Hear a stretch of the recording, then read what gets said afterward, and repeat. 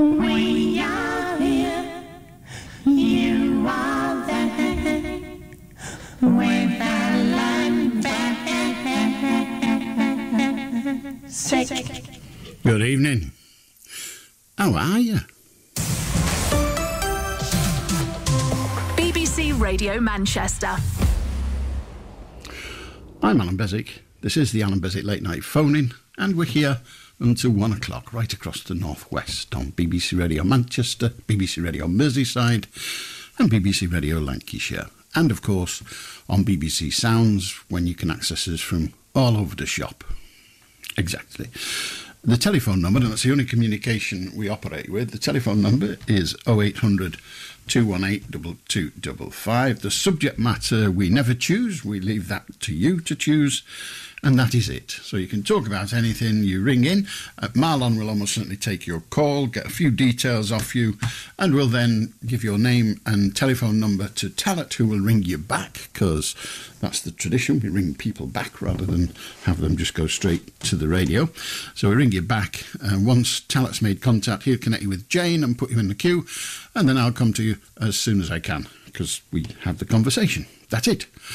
And as I say, we only do it on the telephone. 0800 218 2255. The team tonight, Talat producing, Marlon taking your calls, Jane making the buttons happen, and me talking the rubbish. And you, of course, rescuing us all from the doldrums of boredom. So 0800 218 2255. And the news has been interesting this week. Again, the Church of England is wriggling about, as it does, on the what I might call the trans spike.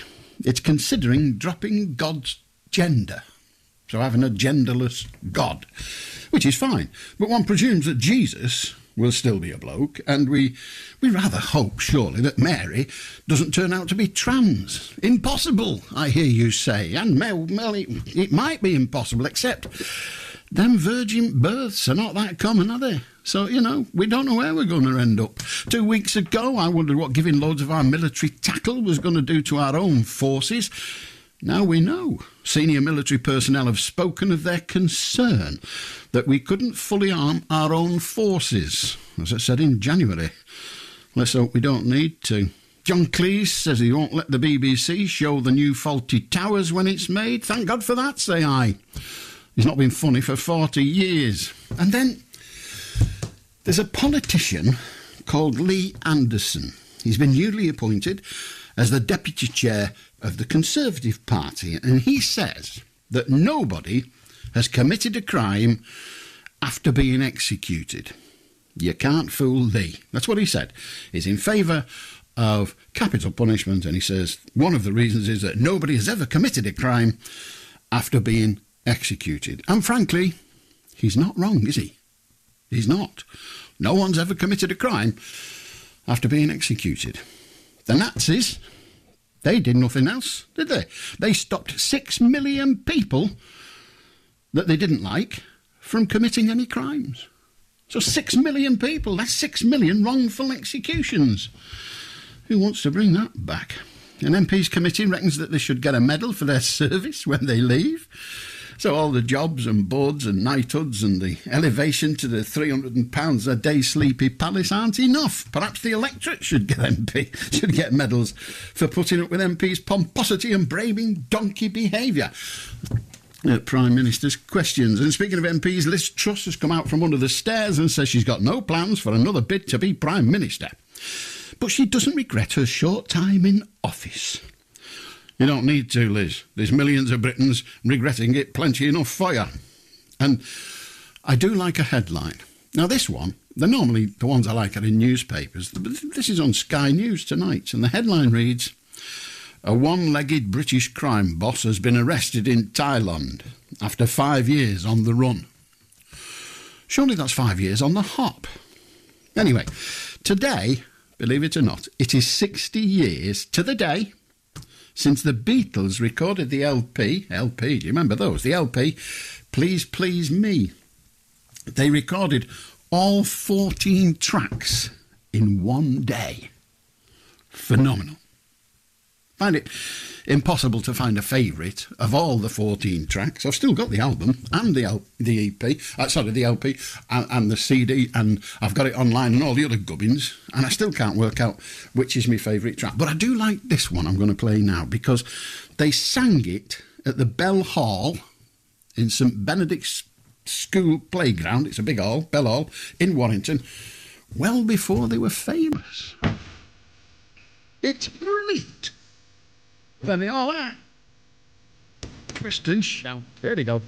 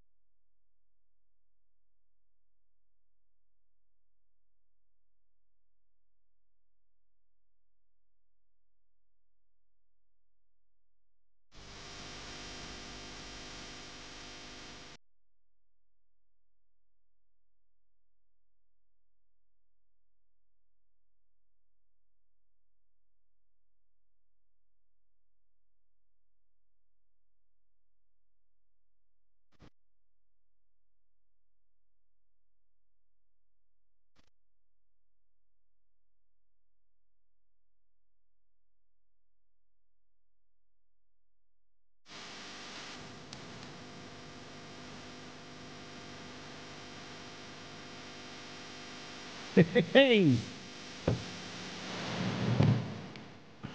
Knockout. Absolutely fantastic. Knockout. There you go. Bit of quality for you. And I don't think the Beatles invented the woo, but they certainly made very, very good use of it. Good evening. I'm Allan Beswick. The telephone number, if you wish to join us and talk about absolutely anything, is 0800 218 2255. If you're wondering why we started with a Beatles record, I shall repeat what I said earlier, and that is that today, and by that I mean until midnight, today, the 11th of February, way, way back in 1963, so 60 years ago, the Beatles went into the studio with George Martin and recorded all 14 tracks. These days, bands go into the studio and it takes them a fortnight to record one track. And you could argue it's much more professional, and maybe it is, but the Beatles just went in, set up the gear and played it like they did when they were doing a gig. Fantastic. And as I say, I saw them perform that at the Bell Hall, and later, because everybody sang that, all the bands at the time, groups as we called them then, all did that. And there used to be a guy, I used to go to the Bell Hall a lot, because it was like our school as well. And there was a lad called Paul, I think his name was Emerson, Paul Emerson. And whenever the band that was going to do, they said, we're going to do Twist and Shout now. And everybody would say, put Paul on, put Paul on. And Paul Emerson used to go up there and do that sort of refrain. Shake it up, baby, now. Shake it up, baby. I don't know how that came about. I wasn't there the first night it happened.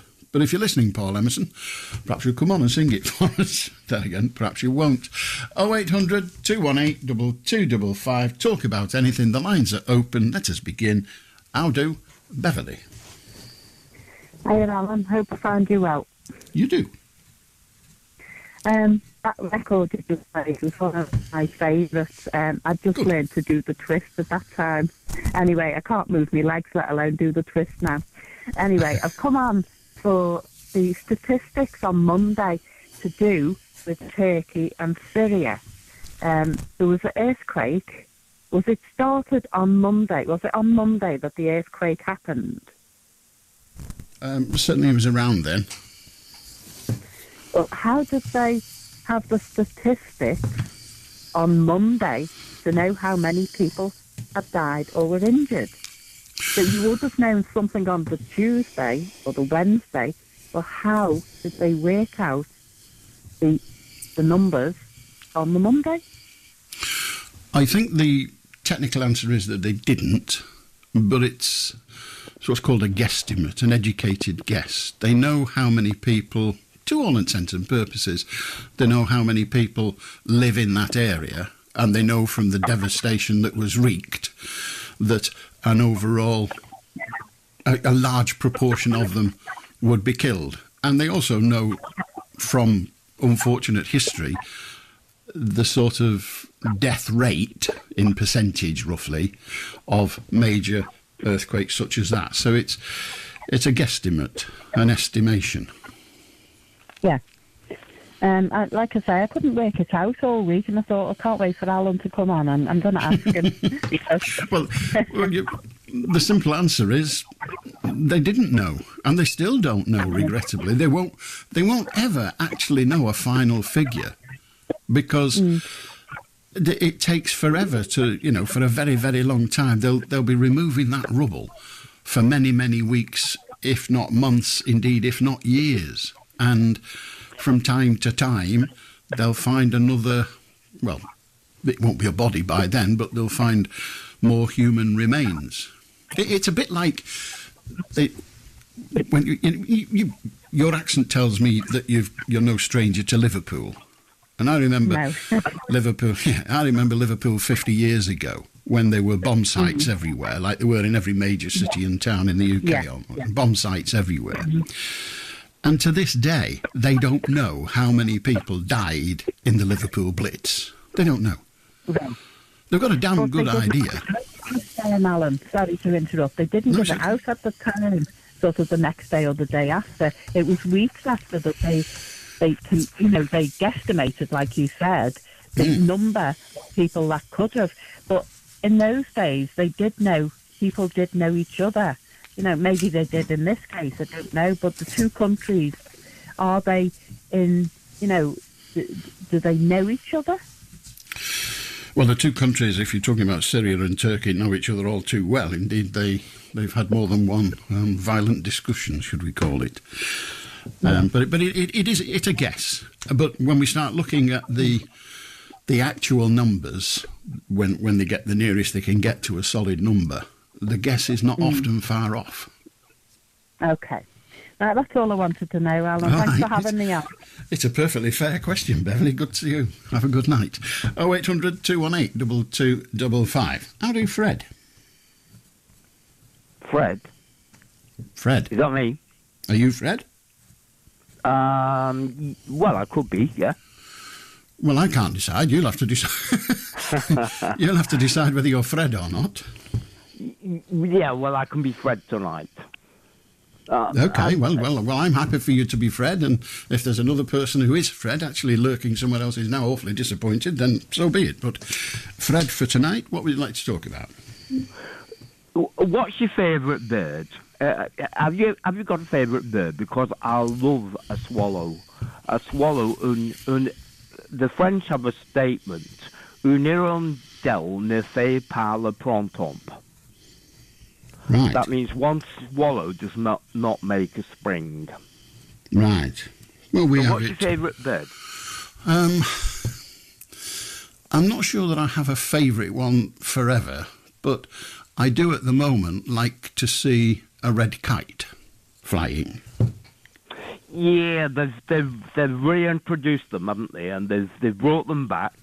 And do you know that the black kites over one of the cities in India, used to swoop down on the funeral pyres and used to pick up bones and drop them down on the city. They were the black kites.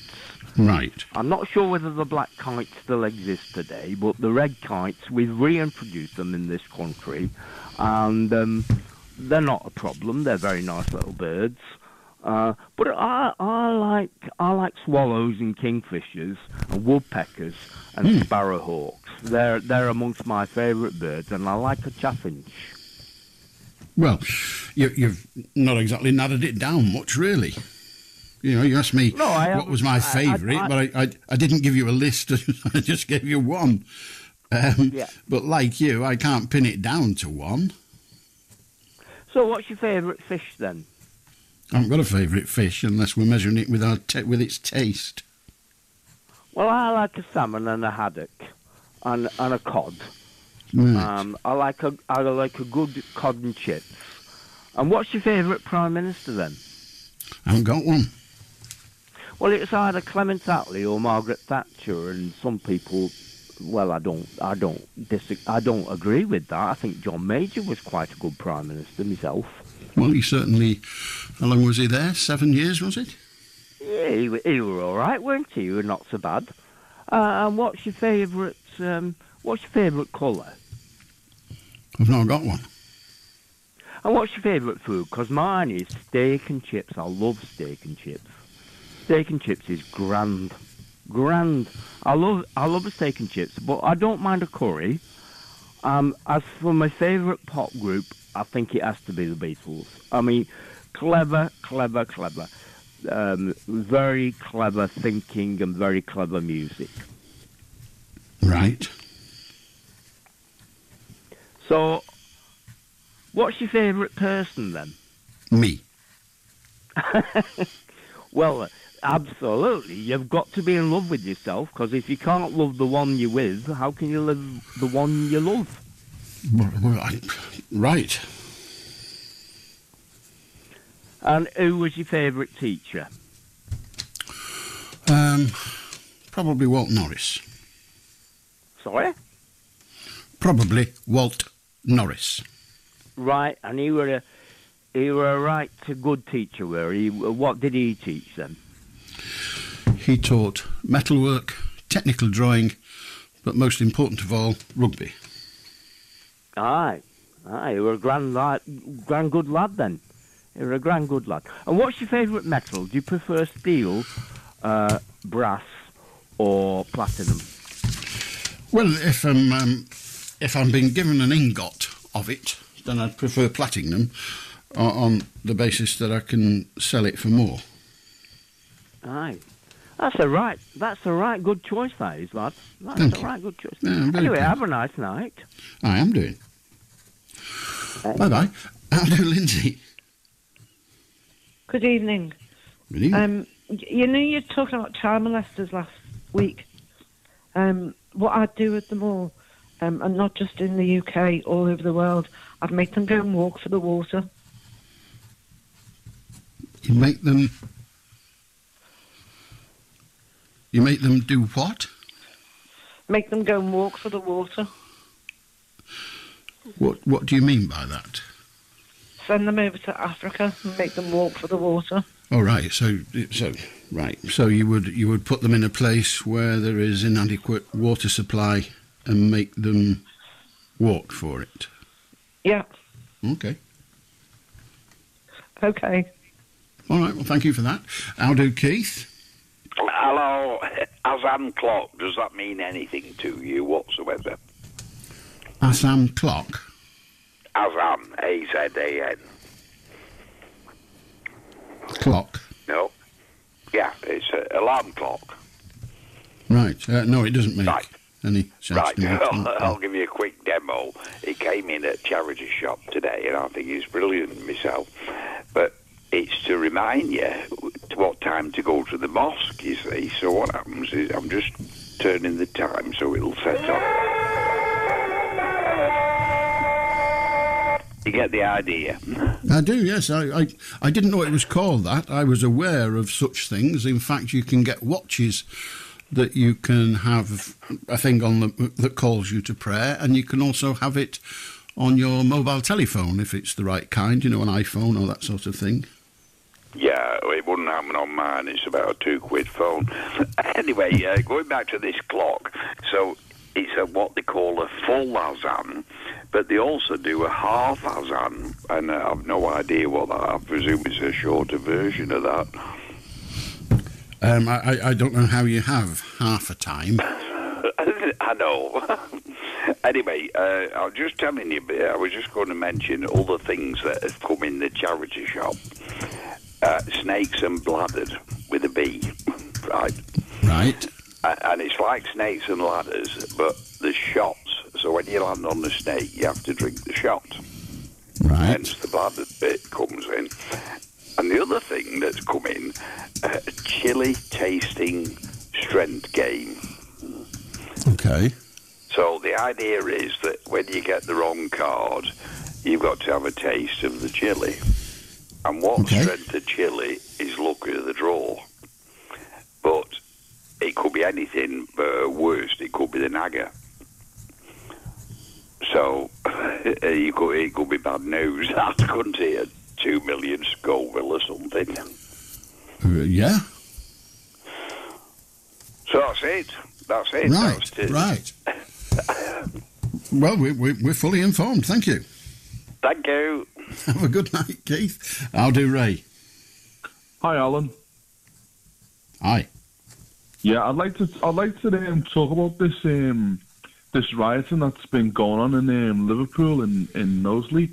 I don't think it has anything to do with racism. I think it's all to do with because of that man approached this 15-year-old girl in a sexual way. Now this 15-year-old girl told him like she was 15, but he said he didn't care.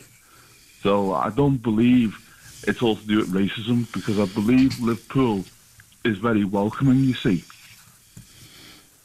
Okay.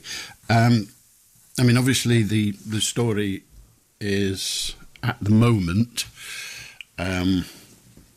that people who are supporting asylum seekers were there first, and then those who were against came, and friction turned into worse than that.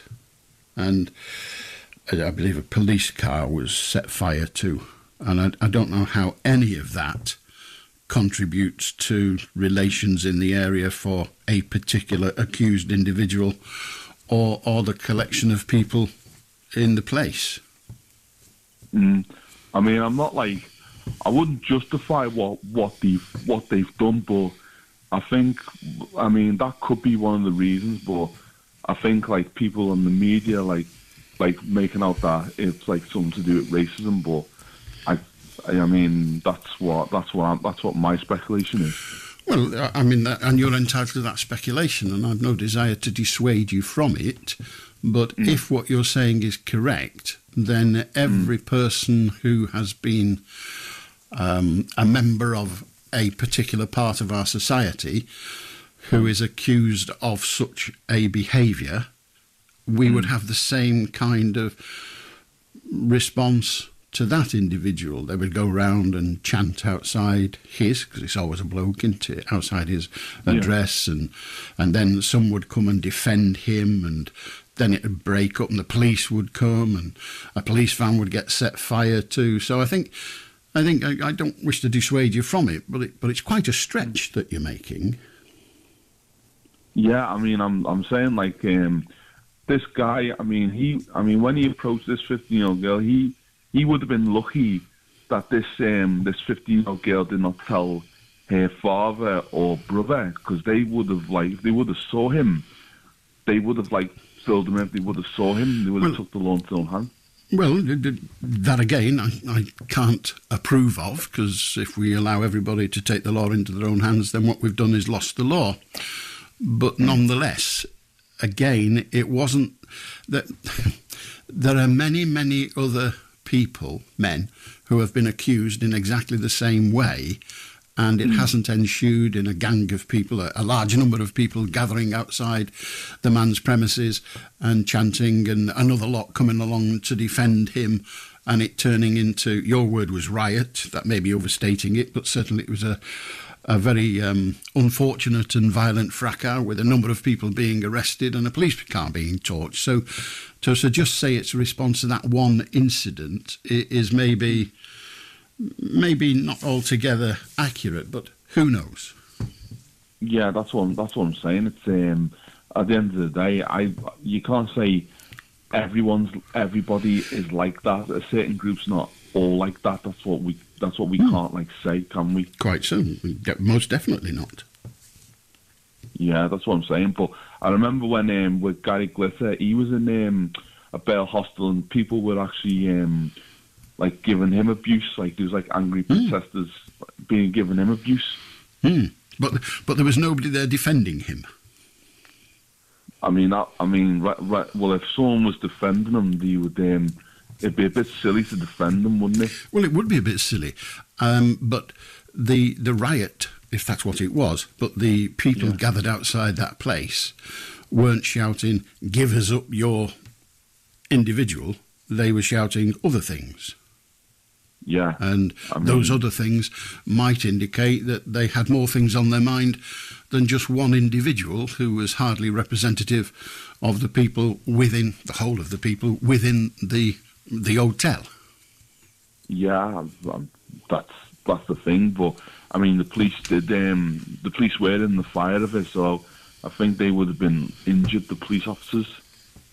Well, almost certainly, a number of police officers were there, and eventually had to stay there all night in the car park to protect the premises and the people within those premises. Now, if it was only one person that the gathered people were attempting to address, then it wouldn't have turned into a riot.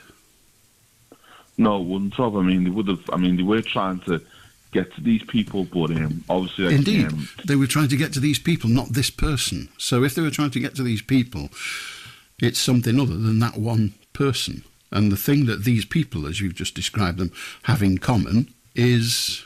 Well, I'll let others guess. Yeah, true. You can't.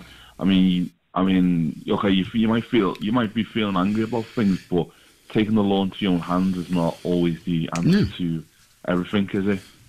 Indeed, but attempting to blame a whole group of people for the alleged action of one is of itself. Well, it's an overinterpretation of an alleged statement. So, and what is the unifying factor? Why are they saying... They're not saying, "Oi, that fella who chatted up that little girl, get him out here." They were saying, "You lot, go home." Well, that's a different thing, really, isn't it? Yeah. So when you started out, you're saying it wasn't racist. You may be correct, but it wasn't. Let's all go and help these asylum seekers, was it? Let us welcome them into our midst in the traditional Liverpool way, was it? No, it wasn't that. So maybe in the end it was anti-asylum seeker, but perhaps we'll never find out, Ray. But thank you very much. Aldo, Shafik. How are you, my dear friend Allan? I like to talk about the Syria earthquake and Turkey earthquake. One time, President Bashar al-Assad said, if a Syria civil war going to start, Syria will be earthquake. Now, natural earthquake from God. There are many people, thousand people dead. They're all in going to heaven. Another one, UN Security Council, the permanent member, they can't bet to the one person to why in this year to war now. They can't bet to Jesus Christ, present time. To why war? Why war, my dear Putin president? Why? China already surrendered to Jesus Christ in 1998. India surrendered to Jesus Christ 1998. Couple of religions in this year. Nobody bet to the Jesus Christ. Nobody bet to the any constitution who is the God. So who is the rule of God? So nobody denied the rule of law in it. So that's why war in Ukraine, why war in Syria, why war in Africa, why people die without. Well, Shafik, I don't know the reasons for the wars, but you started out talking about earthquake, and I don't know the reasons for that either, but thank you. I'll do Walter. Hello, Alan. Hello. Will you turn You your hear me, radio off? Alan? I can, yes. On your radio, as it happens. Will you turn it off, please? It's all right, don't worry. You hear me now, yeah? Yeah? It's still on. Hold on. It's not difficult. There's a button. It usually has the word on, and then there's a little line next to it, says off, and you just press it. All right, I pressed it, yeah. Yeah, No, took you 3 goes, but anyway, go on. You know what happened in Knowsley? You know, like the riot or whatever. That wasn't a riot, anyway, yeah. But they're quick to criticise, blah, blah. And they set the police ban on fire, yeah? But apparently see so, the way yeah. the police response was brilliant, wasn't it? In what way? Now, if that was to go off, Alan, our police Sorry? force with it, you come on, give the police force credit. Well, you said it. You said their response was brilliant, and I was just giving you the opportunity to do precisely that. In what way was it brilliant? Because they arrived and they were there, weren't they? And if anything was to happen, I mean, there could have been a police officer in that van. Hmm. You know what I mean? And But you're certainly correct, and there could have been a police officer in there, and he or she could have been injured or killed. But you said the police response was brilliant, and I'm just asking, what did they do that was brilliant, in your view? I'm giving you the opportunity to explain. They cleared the situation within hours. They shut it down. They've done everything. You cannot criticise Merseyside police. Well, yeah, all this like about Metropolitan Police, and I'm not going into that. I'm just saying you cannot criticise Merseyside Police. They're there. As soon as you phone 999, they're there. Did you see the way they came in straight away, yeah? Well, absolutely. I think it's a stretch to say that they responded to this in excellent style, and then to say if you dial 999 they'll come, because we get quite a lot of people on here saying you dial 999 and they don't come. Have you seen the footage? They were there, weren't they? Well, they were there, yes.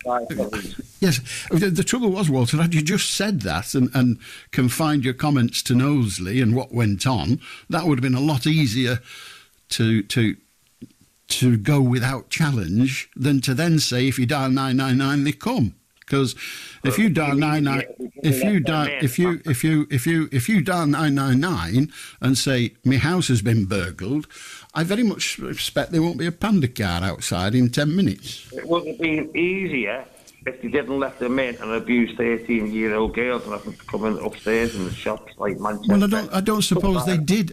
Walter, goodbye indeed, Walter. Sorry you're intellectually unable to work your own radio with the on-off button, but goodbye. I'll do Jessica. Hello. That comment about nobody committed a crime after they were executed.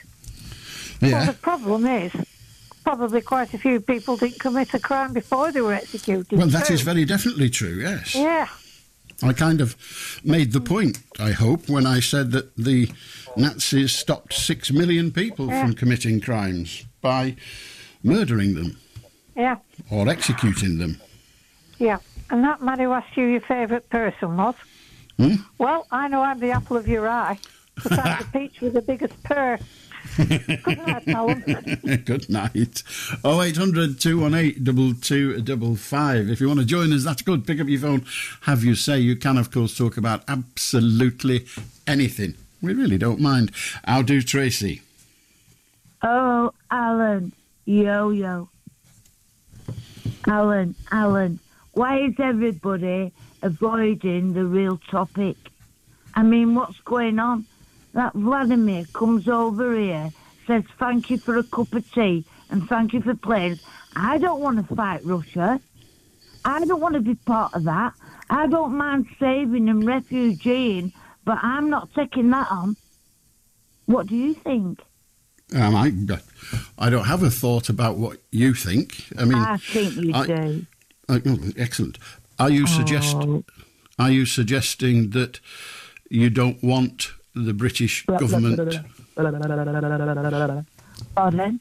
Most intelligent thing you've ever said to me. Good night. How do Sarah? Hello. Hello.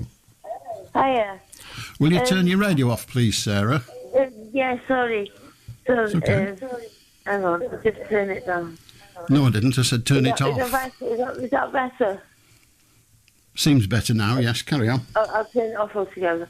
Yeah, what it is I live in the YMCA in the Birkenhead, and my mother goes to St Catherine's Church just up the road in Tranmere, and basically they're helping all these so-called ex-Muslims.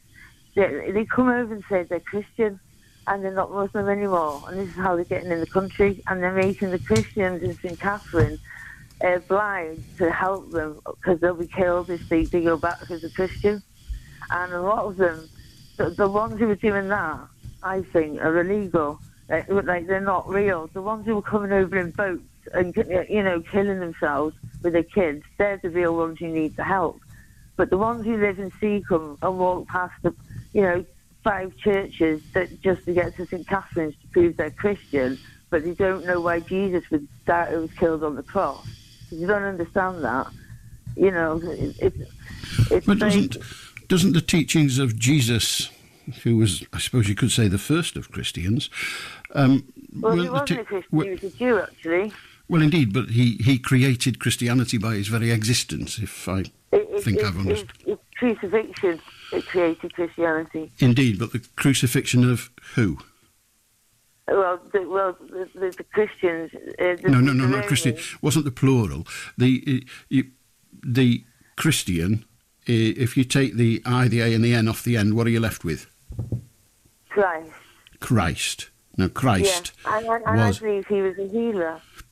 But he was a Jew, and it says in the Bible he indeed is claimed to have been a healer, but one of the things he is said to have remarked is he wanted everybody to come to him and join him in his God's house. Now, you can only do that in his words by becoming a Christian. His words are not.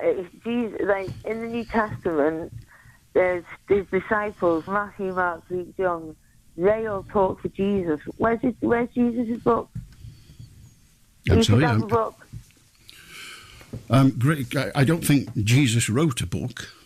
Well, he should have had a book, and it's safe, because they're talking for him. I mean, if when I die, I change my belief system and start believing in this mumbo jumbo, then I'll ask him why didn't he write a book?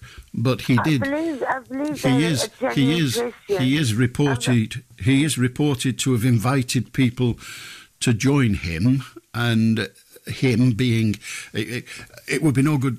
I'm not criticising anyone that does, but it would be no good joining Judaism, because that wouldn't be joining him, because he was the first Christian. And it says, Jesus says, don't look for me in temples. Look under a rock and you'll find me. Look in nature. I'm all around. God is in nature. Jesus is in nature. But the Catholics, people talk about Satanism. That's where the Catholics have created Satanism. The Catholics drink Jesus' blood and eat his flesh every Sunday. Well, they believe in transubstantiation, and I think you're going to answer your phone, sir. Indeed. How do Ted? All right, Alan, kids, just to say, you know birds, Alan, birds. I'm aware of birds, yes. Well, we had a bird we called him Flossie. Now, Flossie, I used to feed him bits of meat and that. It was made up. Anyway, he was in the cage and the door was open and I was feeding him. And my dad was across the room now. My dad was there like the wall had done his head in. He turned to alcoholic and he was crazy every Friday and Saturday. Anyway, the bird, Flossie, he was on the perch of the cage door, and he went straight towards me dad, attacked him, put his claws into his chest, and started pecking him. Because Flossie's seen and heard what he done. A bird no bigger than a starling or a blackbird. What sort of a bird? What sort of a bird was it? A West African starling. Right. Okay. No, that bird defended a woman and 2 kids. A bird down. Right. Now, you know these UFOs, the balloon that went over America and they knocked it down. Yes. Another one the other day was faster, and they knocked that out, and it was big as a car. Yeah. And they don't know where it came from. No. So what? We're in the universe, aren't we? There's other galaxies out there. We are most definitely are in the universe, yes. So they've got to be coming here. We're going out there now, aren't we? We're sending satellites out there. Yeah, we're not sending any balloons. No, but we're sending satellites out there now, aren't we? We are, yes, but no balloons. Because the problem with a balloon in space, I'm led to believe, is that it wouldn't survive for very long on account of there being a vacuum. Well, don't you think them other planets that's in our galaxy or another galaxy are coming here from other planets? Well, I don't think they are. I'm aware that some people do, but I don't think they are. Why is that? Because I've no evidence. No. Well, we're in the galaxy. We're in the universe, Alan. We are indeed, but I'm here and sat in my back bedroom, and there are 7 billion people in the world, and I'm aware of that because I've got evidence. But none of them are coming here yet. Well, so just Wales, because. In Wales, a spaceship did crash in Wales. A spaceship did? Yeah, probably from one of the whales. Right. Makes you think like, doesn't it? Well, it doesn't make me think because I don't believe it, but whereabouts did this spaceship arrive? I think it was called Pathelli or something like that. Pathelli? Oh, yeah, somewhere like that, a village. Well, what do you mean somewhere like that? It either was it or it wasn't it. I think it was, yeah. Yeah. And have they got it as a tourist attraction now? Do they say, come and see our spaceship? It landed a week last Tuesday or whenever it was. I think people go there, yeah. In fact, a class full of kids saw it, Alan. A class full of kids saw things that were flying. Oh, excellent. But not from this world. Not from this world. How did they decide it wasn't from this world? What did they use? Well, it was in the 1960s, Alan. It's even depicted in the Bible. Well, it wouldn't be if it wouldn't be in the Bible if it wouldn't be in the Bible if it was in the 1960s, would it? Really? Well, it's been going on for ages, hasn't it? Well, the Bible's been going on for about 1,600 years, and UFO sightings have been going on for a very, very long time. But I'm not aware of any evidence of a spaceship crashing in Pathelli. Well, some holy pictures have got UFOs pictures in them. Well, they never nothing I can do about that. Nothing I can do about that. But holy pictures are painted by artists. Yeah, but in them days, they never had cameras or film. That is true. That was the point I was making, really, that what goes on the canvas or wherever it's put, if it's on the wall or what have you, comes out of the imagination of the artist rather than as a matter of fact. Well, all that's true now, isn't it? Because you see them now on the TV. It's there to see. And this is your vision of what constitutes truth is different to mine, but you are entitled to it, and thank you. I'll do James. Hello. I thought I'd mention a little bit about Bert Bacharach, who's just died in the last few days, and it's about his hits of the 1960s in particular, and particularly the hits that he wrote with Hal David. That were done by northern groups or singers. In my opinion, Hal David in particular was a really tremendous lyricist. better than Lennon and McCartney. Bacharach was really like the music man. But in the 1960s, of course, they had hits at the same time that the Beatles were having their hits in around 1964. Anyone Who Had a Heart and Alfie by Silver Black were both written by Bacharach and David.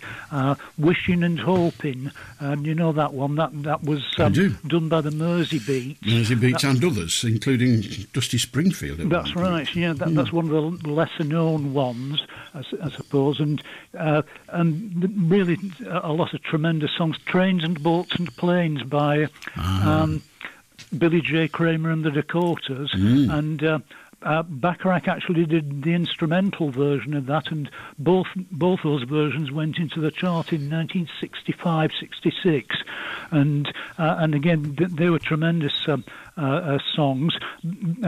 Bert Bacharach's first wife, incidentally, which was his wife in the 1960s, was the actress Angie Dickinson, and she's now 91, in fact, and one of the last of the old Hollywood film actresses of the 50s and 60s. She was in things like Rio Bravo and all sorts of things. And then his second wife, after he divorced her, replaced Hal David as his lyricist, and that was Carol Bayer Sager.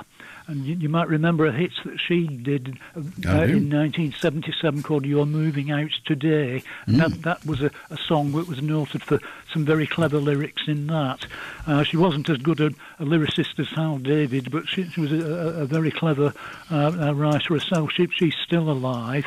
And of course, with Bacharach, you've got connections with Dionne Warwick in particular, like Walk On By, and she did some of the originals that were hits for other people, including Anyone Who Had a Heart, and there's Raindrops Keep Falling on My Head from Butch Cassidy and the Sundance Kid, a tremendous Oscar-winning song, that, and also We Have All the Time in the World by Louis Armstrong, possibly the all-time best James Bond theme, really, from On Her Majesty's Secret Service.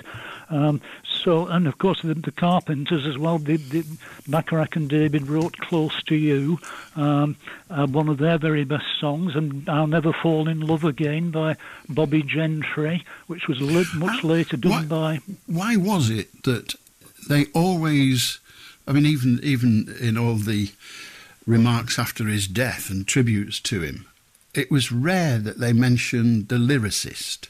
Yes, and a bit like Elton John. They always said Elton John did these brilliant songs, but of course he didn't. He did these brilliant tunes, and somebody else wrote the words. Bernie Taupin, Well, indeed, but I'm just making the point that, whereas you said he was much better than the Beatles, well, he may well have been, but the Beatles, of course, each of the composers within the Beatles, and the predominant ones were Paul and George. Yes. Paul and John, and they wrote the music and the words, and sometimes they get a bit of help. You know, in the Rolling Stones, to a large extent, Richard wrote the music and Jagger wrote the words. So the thing about the Beatles that was, if you like, different was that each of them was a composer lyricist in his own right. That's right. That's a difference. Whereas Hal David was strictly the lyricist, but and really Bacharach was a great composer. Yeah. Yes, and so I just thought I'd mention some of those songs. Wishing and Hoping, that was used as the theme tune to My Best Friend's Wedding, a really tremendous film with Julia Roberts, and that was one from about 1997. So these songs that they were writing in the 60s are used in films and things today, and are clearly now like all-time classics. And it's in recent years in particular that Hal David's talent as a lyricist has become more and more apparent, really, including... Yeah, the same with Elton John. It was the Rocket Man, to a large extent, that brought Bernie Taupin out of the woodwork, for want of a better expression. Yes, that wasn't one of Bernie Taupin's best lyrics, but it was one that sort of was like a striking lyric. No, I was just making the point that often, I mean, one of the things that was said just after Bert Bacharach died was one of the best songwriters of his generation. Well, he wasn't. He was one of the best composers, pop composers of his generation. That's a song right, yeah. requires, in pop terms, I'm not talking about classical now, where you can have a song without words, believe it or not. But he wasn't. He was one of the best. Yeah. He wasn't a lyricist at all. In recent years, when he was in his 80s and into his 90s, he started singing a lot of those hits that he wrote with Hal David in the 60s. Yeah. He wasn't one of the greatest sort of singers. He could just about hold a tune. Well, he could just about sing the tunes. He appeared at Glastonbury when he was over 90, and he's died at 94. And either way, a lot of the Bacharach and David songs are clearly now what you would call all-time classics, really. As you say, Hal David didn't really do much music composition. He was really the lyricist, and Bacharach was really the music man. But they were a very good combination. So it was sort of like Lerner and Lowe and Rodgers and Hammerstein. One of them the lyricist and one of the music men, and that was a combination that was going back into the 1930s. And Bacharach and David were one of the last of great songwriting partnerships like that, where there was the lyricist and the music man. Good information. I always like the composer and lyricist called Nanker and Felge. Do you know who they are? No. I'll leave you to research it. Have a good night. 0800 218 2255. If you want to join us, you can. We're here until 1 o'clock in the morning. It's getting on for, 10 to 11. So plenty of time if you do. I watched the rugby today. It was a cracking game. Absolutely cracking game. I'll also be watching tomorrow when it's England versus Italy. I'm not expecting a good game of rugby. History tells us that it's going to be, not quite a walkover, but it's going to be an easy game for England. It usually is against Italy, but the way they performed, Italy, that is against France last week, there's quite a few people in the England camp who are thinking, we better be careful here. 0800 218 2255. You want to join us? That's good. The Department of Health and Social Care reported the other day that £15 billion was wasted on PPE during the pandemic. £15 billion. Some of it that they spent all that money on was not fit for purpose. Some of it was just wasted. And some of it was, the government just paid too much for it. Somewhere, someone is laughing all the way to the bank. Bet your bottom dollar it's not a nurse. Here's another Beatles song, Anna. It's a cracker.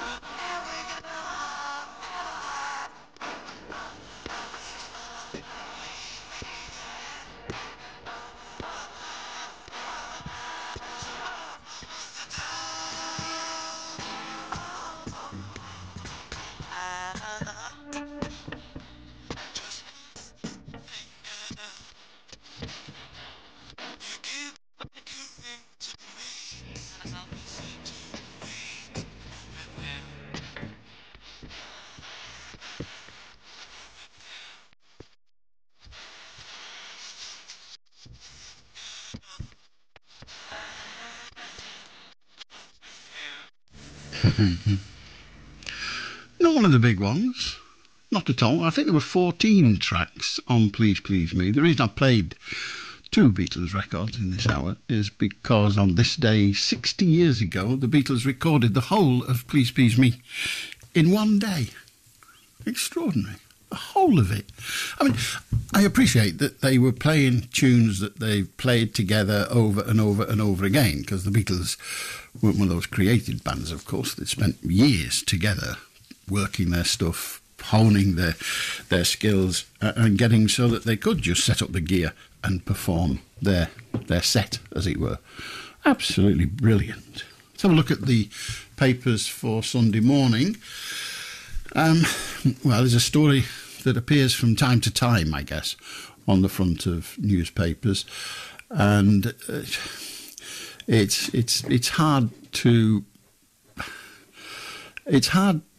argue against it or for it, because it's what one individual is saying, and you can understand that individual's feelings. You can understand the way they have to carry the burden they have to carry.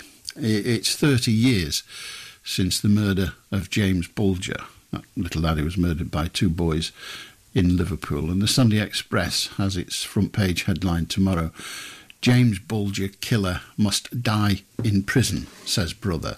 And that, of course, is the killer who has been released, I think, more than once, and been called back to prison for breaching his bail conditions, and clearly isn't a man who, or at least at that point when he was arrested, wasn't a man who'd managed, John Venables we're talking about, wasn't a man who'd sorted or got his life sorted, whereas his fellow killer was released, and as far as we are aware, because he's now has an anonymous life, we're told, it's hinted that he's in Australia, but he's now living a blameless life, and if that is so, then we must applaud our prison service for that. But I can understand the poor lad's brother saying that he believes his brother's killer should be in prison for the rest of his days. It's easy not to argue with that. In front of the Sunday Telegraph, British weapons could be made in Ukraine. Well, that's interesting, isn't it? I thought the whole idea of wars was so that we kept everybody in work. Well, if we're going to have the weapons made in Ukraine, that's hardly going to keep our lot in work, is it? It's going to keep somebody else in work. Virtual wards will be staffed for only 12 hours a day, and the UK is to snub the EU science deal. We're going to say, no, we don't want to deal with you. We're going to do it all on our own. And that is the reason we left, to be able to do that. And now we're taking advantage of it. The Sunday Times front page, Tavistock scandal is on a par with East Germany doping athletes. Make of that what you will. One sister survived, the other died. And that's referring, of course, to the awful conditions in Syria and Turkey. Shamed MP in financial misconduct claims. But then one story also on the front of the Sunday Times, the chairman has undermined trust in the BBC, says the Sunday Times. And this is, of course, the suggestion that Richard Sharps, the chairman of the BBC, was involved, however distantly involved, but involved nonetheless, in helping the then Prime Minister to get a loan. And he says, I wasn't involved in any way, shape or form, which is fine. Sunday People, GP won't see you now because it's too cold. Perhaps should we just buy them a 2-bar electric fire? Will that sort it? Hundreds of surgeries cut their hours because they can't afford their heating bills. They're not GPs. I mean, say what you like about them. There's not many of them on the uppers, are there? The Sunday Mirror, television star's ex-shock confession. I did cheat on Vanessa again and again. This is Vanessa Feltz, and formerly of the BBC, of course, now elsewhere. Sex with one woman 3 times in Ibiza, as opposed to sex with 3 women once in Ibiza. Raunchy messages from an Instagram fan and boozy flirting Budlings in Skegness. Say what you like about Butlins, it's certainly got the reputation, a different reputation to the one it had in the 60s. But there you go. 0800 218 2255 if you want to join us. Also on tomorrow's front pages. GP won't see you now because he's too cold. I love it. Nudists put on clothes as the heating bills rocket. The Daily Star says, the fuel Monty. You can leave your socks on. I like it. Not a lot. Oh, no, I'm not doing that.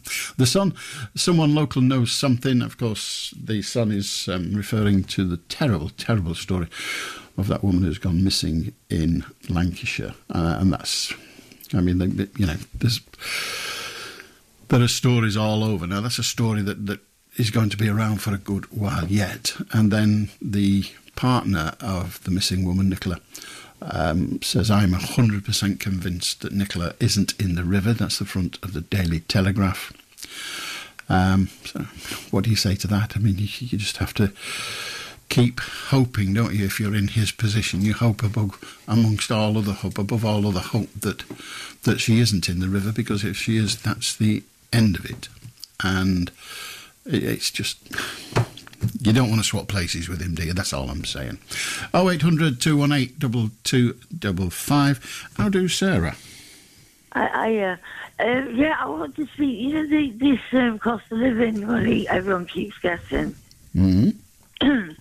Well, I live in the hostel, and we get it. We keep getting this in the hostels, and we don't actually need it. We don't have an electricity meter or have to worry about our electricity or our gas, because we pay our £60 a fortnight service charge, our housing benefits paid, so we don't worry about the electricity getting switched off. And I think the government are giving it to us because they know we're all drug users in there, and it gets spent on drugs and not eating, and they don't want us. They want to keep us down as drugs. You know, people need hope, like, and empowering to get into work. You know, and when you kept giving money to fed money to stay on drugs, you know, it's not much of an incentive to get off it. Do you know what I mean? I take your point. When you say you don't, I want to donate the money I get next time to stand up for cancer, because I don't need it for heating, and I'd rather give it to that. Well, if you can help me, or if get it looked into, because it's like, you know, they know most of us in these hostels are drug addicts. We're not spending this money on heating; it's all going on drugs. Well, we don't need it in these hostels. Well, if you hold the view that you don't need it, then you can, as you've suggested you may, give it away to a charity of your own volition. You don't need any help with that. You get the money and you say... I don't know how to go, but I haven't got a bank account. You see, I had a post office account that was closed down, and every time I try and get a bank account, I've got different hurdles, and I've got to go online. I haven't got online access. But, you know... Well, Sarah, if you get the money, and I appreciate the difficulty you're explaining about coming into contact with the money, but if you get the money and you don't want it, you're perfectly entitled to give it away. No one will stop you. Yeah. And well, I want the law changed, so none of us get it. And it goes it just goes to, you know... The only way you'll get the law changed is if you convince enough MPs to get the law changed, but even then it might not happen, because it's actually cheaper to give it to everybody than it is to have a process whereby, for example, drug addicts are singled out to not get it. That would be very... But like all of us in the hostels, they're all getting us on PIP as well, so we're on universal credit and PIP. And some people don't actually should be on it. I mean, it depends. But Sarah, it depends on the kind of hospital you're in and what you're describing. No, but I find it hostile. I find it hard to believe. Indeed, I find it actually impossible to believe that everybody in every hostel is a drug addict. No, well, most of us are. Well, 99% of us are. Well, you're only in one hostel, Sarah. But even if the people who aren't drug addicts, we still don't need it because we don't have we don't have to feed the meter. We don't worry about the electricity and heating. Well, I say again that if the government decides that everybody is entitled to it, then everybody is entitled to it. What they then do with it, the individuals, is entirely up to them. I know, but they know exactly. They want to keep us on drugs. That's why they're giving it to them. Well, it's an interesting argument that the government wants to keep you on drugs because one of the things it keeps people in work. When the drugs were made illegal in the 70s, the crime rate rose by 80%. That created loads of drugs in the police, solicitors, the social work, drug helpers, so you think the government take away the drug problem, then 80% of these jobs. So you're saying that the government are giving you the money even though you don't need it, but they're singling you out to give you the money so that you'll carry. In the country, they're making money out of keeping us on script. We're creating jobs. Okay. Because if they just Sarah, you may be right. You may be right. Sarah, you may be right. I suggest you get all your fellow drug addicts together and get some placards made and go marching around saying, "Don't give it us, we're junkies." I'm sure everyone will listen to you. They're not going to say that. They'll go crazy if they hear me saying that. Sarah, I think any government that decides to single out drug addicts and say, we're giving money to everybody except you, is going to come in for an awful lot of criticism, but not. Well, why instead of giving it for the cost of heating, give it to help us get off drugs and get into a proper rehab? Because it costs £6,000 apparently to get into a rehab. Well, I don't know. But all I can say is all I can say is that you campaign amongst your fellow hostel residents and campaign for them to donate it to charity like you're going to do with yours. And in the meantime, contact your MP and tell him or her to campaign at Parliament to get it stopped for all you junkies. I'm sure that'll work. Do have a good night. Aldo J. Hello, Alan. Hello, Jay. Hello, I'm here, mate. I hear. Can you hear me? I'm just ringing. I was just listening to Sarah, just a prior caller to me, and she was moaning about the payments the government are giving out for the cost of living. Yeah, and these are the sort of people who are moaning that the government's doing nothing for them, and then when the government's doing something actually for them, proactively helping them out with the cost of living crisis, they then believe it's some sort of conspiracy. Yeah, and there will always be people who think things are a conspiracy. And it's all good complaining that nothing's being done for us, but then they're getting help. And when shit hits the fan, so to speak, they'll be like, "Oh, nobody did nothing for us," but they're forgetting that the fact that they're getting these handouts. Okay, and one is forced to say that I don't suppose she spoke on behalf of all people addicted to drugs. I think she's just speaking for herself, which she's entitled to do. What would you like to talk about, Jay?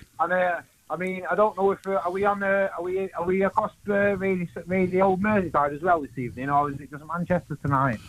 It's almost always when I'm on across Merseyside, Lancashire, and Manchester. Yeah. So I'd imagine you'd know about what was going on over Merseyside last night with the Knowsley, protests and whatnot. I'm aware. Yes. I mean, have you had anybody? I've just got home from the pub, so I'm just wondering, has anybody been on tonight discussing that? Or There's one person been on, but feel free to have your say.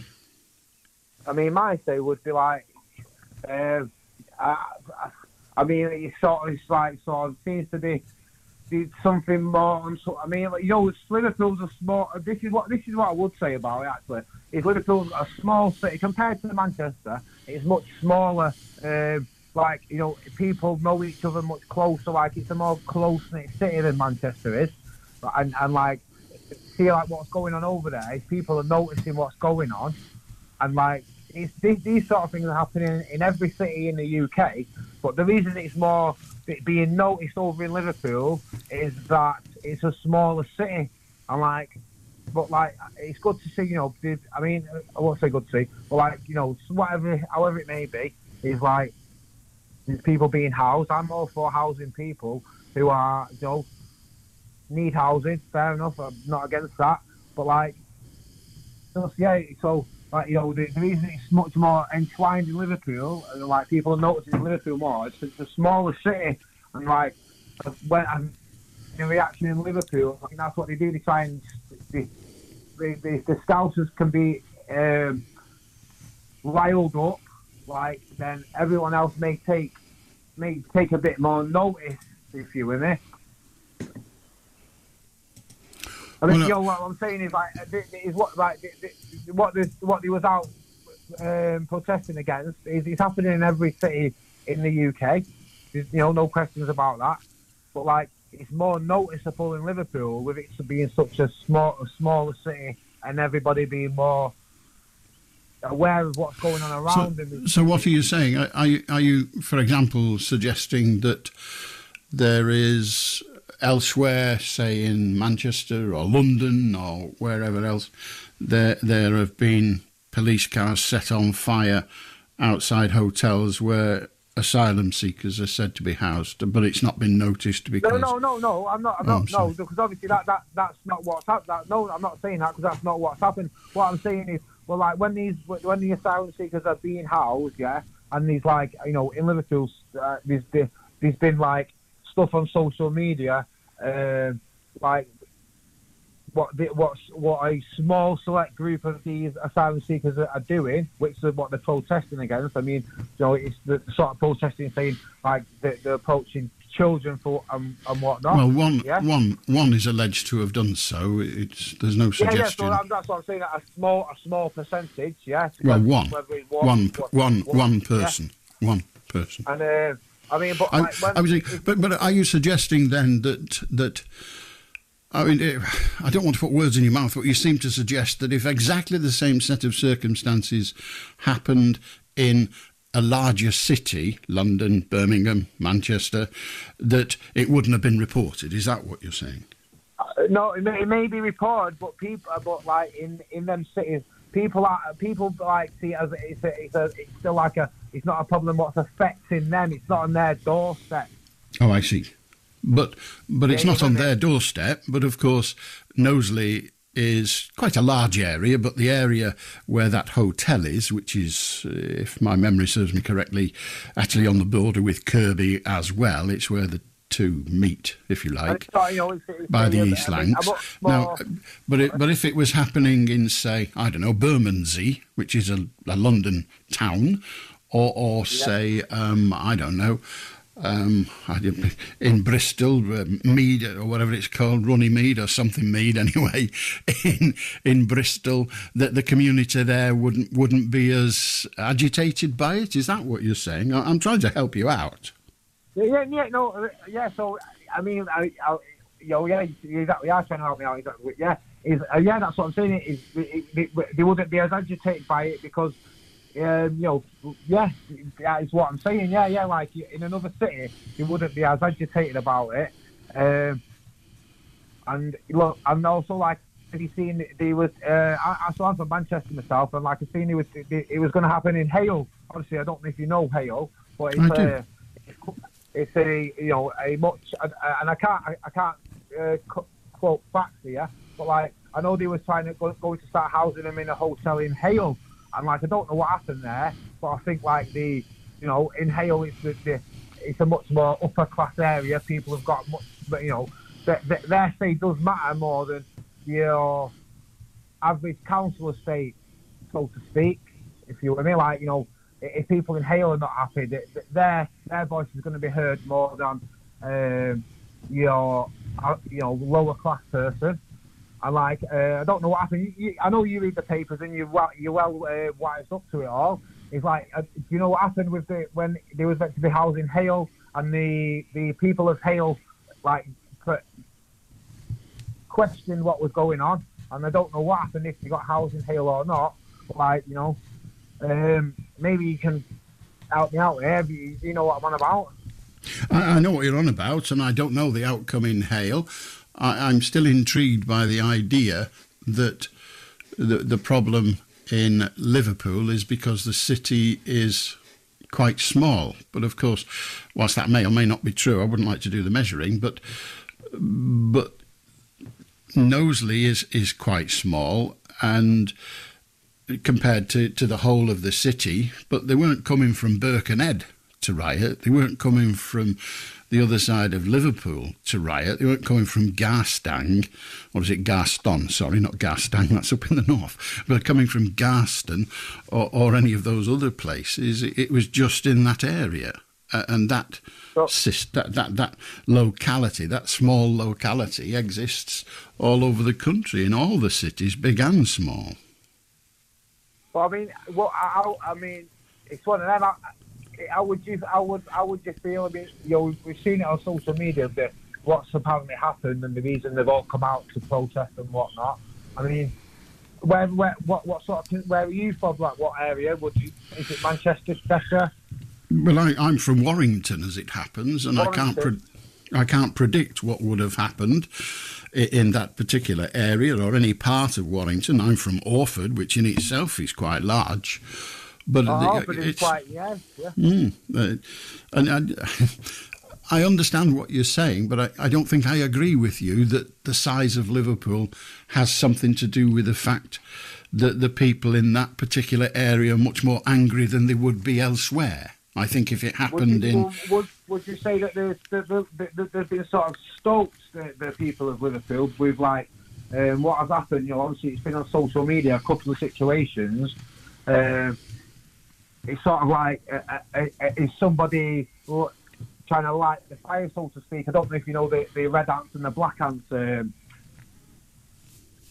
you know about the red ants and the black ants?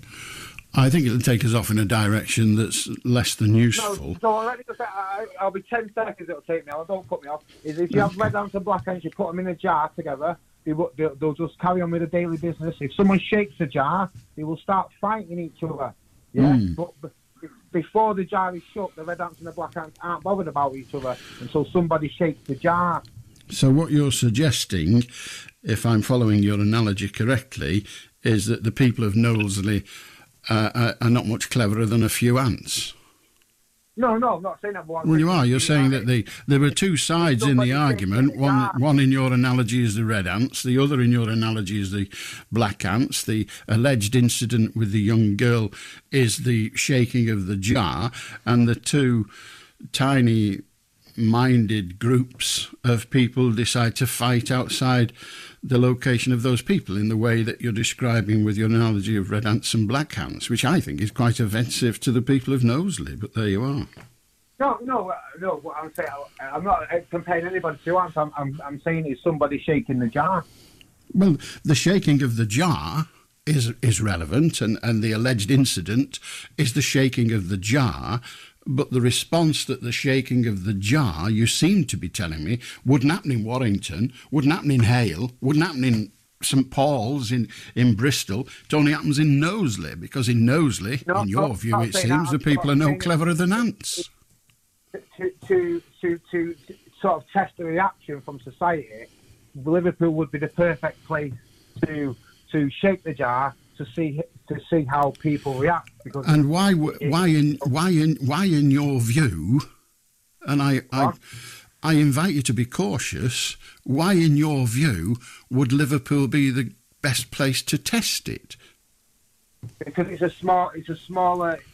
So when you're doing a test, you would run it on a smaller population first. Yes, but you'd want it. But wouldn't you want it in a population? And I'm following your theory now. This isn't my view.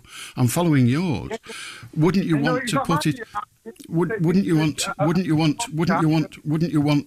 to test it in an area where you're likely to get a violent response?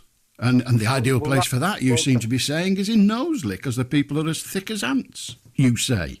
No, that's not what I said, though, is it? That's not what. That is it's not far off what you said, Jay. No, yeah, it's not what I said. You said it will only happen in Liverpool because it's a small city. Well, however big or small the city is, doesn't make the population angry and violent. No, definitely not. But what I'm saying is to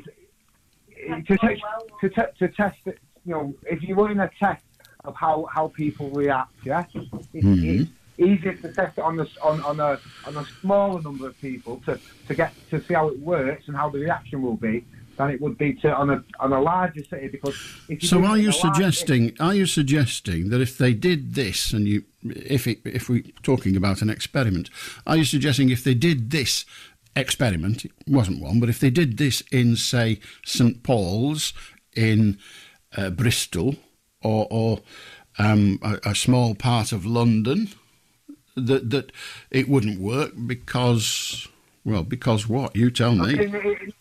Manchester, for instance, where I'm from, if it was tested in Manchester, for instance, and there was that many people out protesting against, I mean, Manchester's a much more multicultural city than Liverpool. There's no question about that.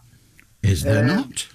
I think. I'm not sure I agree, but you've now turned it from ants fighting in a jar almost to racism, Jay. I think you better stop while you're behind. Aldo, Glenn. Hello. Hello, Glenn. Can you hear me? Yeah.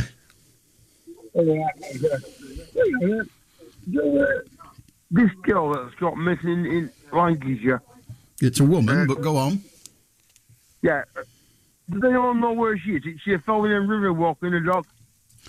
Well, we don't know where she is. That's kind of what lost means. Oh, yeah. It's a worry when you see this up news, isn't it? And going back a few, there was a girl where went missing up with coppers in Accrington, and a lad actually dumped her body in the wilderness. What was that? I don't say anything to it, and I don't know whether it has any relevance to the situation we have presently in Lancashire. It don't. Every time I put it on the TV on, it gets more frightening. Don't turn it on. It's not radio, it's not with. Get the police not doing anything about these horrible crimes that are going on. Well, we don't. The case of the woman in Lancashire is not yet deemed to be a crime, so we can't compare that with what the police are or are not doing about crime. As far as the police are concerned at the moment, their thinking is that it's not a crime. The police, I know they've had cuts, haven't they, get poison. I've been told there's not enough police officers. They told me there's not enough police officers. Well, that's probably true.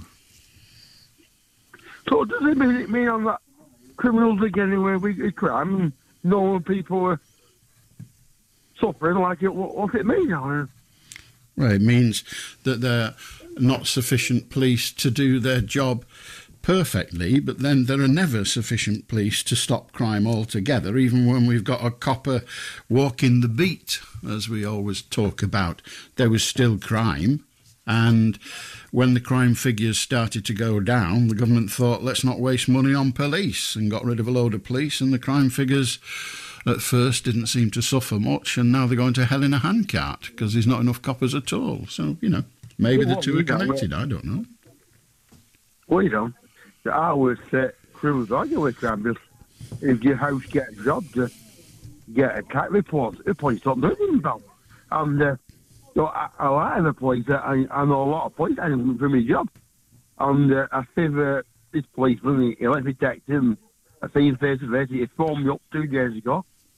And he's worried about me on this place. He's worried. He's feared me. I went to community service on Thursday. I see about the police running. And, it passed a sport directly from my life. And this police officer, I'm not giving his name, he's concerned me safety. What's that? Excellent. It's like, he said, this girl with a friend, she's actually reporting me to police, he told me. She doesn't want me going round to her house anymore, what's that? Well, if she doesn't want you going round to her house, your only action left to you is to not go. But he spoke to me at 11 o'clock on Thursday morning, and guess who we bumped into in Nathaniel Town Centre? Well, I'm not going to try and guess, but if the woman has said that she doesn't want you round her house, then that is her privilege and you mustn't go. But I was talking to this lady as a friend, and I had a conversation with her. And she looked upset. There's nothing I can do about that, or that you can do. If she has said she doesn't want you around her house, then your right to go there has gone, so you mustn't go. But what I'm saying, I spent a lot of time with this girl for 6 years. Well, it doesn't matter. That's irrelevant. If she doesn't want you there, you mustn't go. That's how the world is. She's entitled to say who does and does not visit her. When I spoke to this lady in town centre, she discussed me. She's got rid of all the dogs that can't walk yet. Glenn, if she has said she doesn't want you to visit her, then you shouldn't. All right? So we just forget. We just forget about it. Well, that's up to you, what you do with your mind, as it were, but if she doesn't want you to visit her house, then you have no right to do so. It's her house, and if she doesn't want you there, then you've no right to go there. All right? That's how it is. I could get arrested if they go around the house. Well, there would have to be an order for your arrest to be valid, and you would have to be breaching that order or causing trouble, but there's no need to do any of that. If she says, I don't want you round my house, then you don't go. Good night, then. How do, Steve? Oh, good evening, Alan. Right. Yes, good evening. What sparked this off with me is, I do study astronomy. It's one of the fascinating subjects I can talk about. It's just that the gentleman was talking about UFOs and the Berwyn. There was an incident in Berwyn, that's North Wales. There was an incident down southern Wales towards... But, you see, if you put things into perspective and distances, how long would it take for, say, an alien nation, to come and visit our planet? Well, using the technology that's available to us, a very, very long time. But if they have a different and, we would say, superior technology, possibly a shorter time.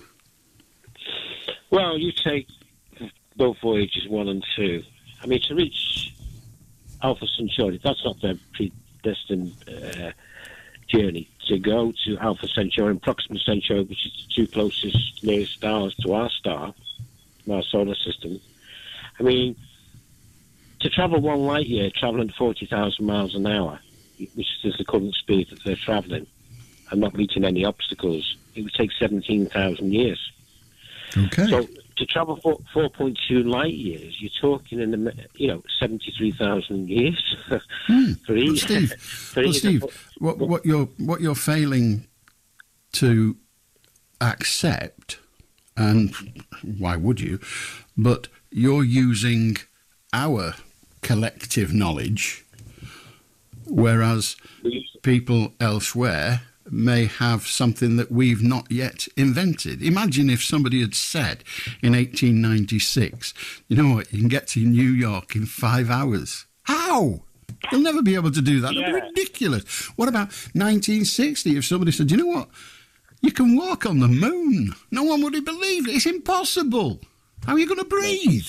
So, quite. So, again, I say that you are, understandably, we all do, we're all saying, in order to do that, this would have to happen. But that's working on the presumption that we have all the knowledge, and we haven't. And somebody else, elsewhere, something else, may have more. It might be possible, elsewhere. Dear God, I'm talking myself stupid. It might be possible that you go into a little box, press a button, and you arrive, by some magic that I don't comprehend, somewhere else, in a millisecond, that would normally take 25,000 years to do. We don't know. The press of a button. Well, Nicholas Tesla summed it up, but, you know, if the press of a button, like you just said now, I mean, you know, within a split microsecond, you could be at one point and another point, you know. And the thing is, that does exist, you know. We can't escape that fact. That does exist. Particles do travel. And if we think, can anything go in excess of speed of light, you know, 186,000 miles per second? Can anything go faster than that? We don't know. I don't know. We think not, but who knows? Maybe it can. It's a phenomenal speed. I mean, you know, you turn on a light bulb, you know what I mean? And it's incredible. But people, I mean, that gentleman was talking about UFOs and aliens and all that coming to our planet. Well, like I say, we don't know, or there may be portholes out there that maybe we don't know, do we? And wormholes that we don't know about. I mean, Professor Stephen Hawkins, I followed him right through, you know, and he's a nice gentleman, you know, sadly sticking with the knowledge, but, you know, a very clever lad and, you know, an academic. But, you know, we talk about black holes and things like that, you know, and you think, do they exist? Well, evidence science says that, yes, they do, through gravity. I mean, gravity is a very strange thing, you know, that's what holds everything together. However, so, you know, people say this. I mean, I've seen strange anomalies in my lifetime, along with my colleagues. And the thing is, we've got no explanation to what they are. We've seen them over the Mersey. We know about the Toppenden case with UFOs and police being abducted by police, being interrogated. I forget the name of the gentleman. He was a police officer. He was in the Toppenden area, and that was quite an infamous case. Godfrey, I think his name was, and he and some of his colleagues, several weeks later, they observed objects all around that particular area. I mean, around this area, Merseyside is an eyesore for unidentified flying objects. But do we know what they are? We just don't know, Alan. Hence the name. Yeah. We don't know. And the unidentified. Thing is, that's it. We don't know.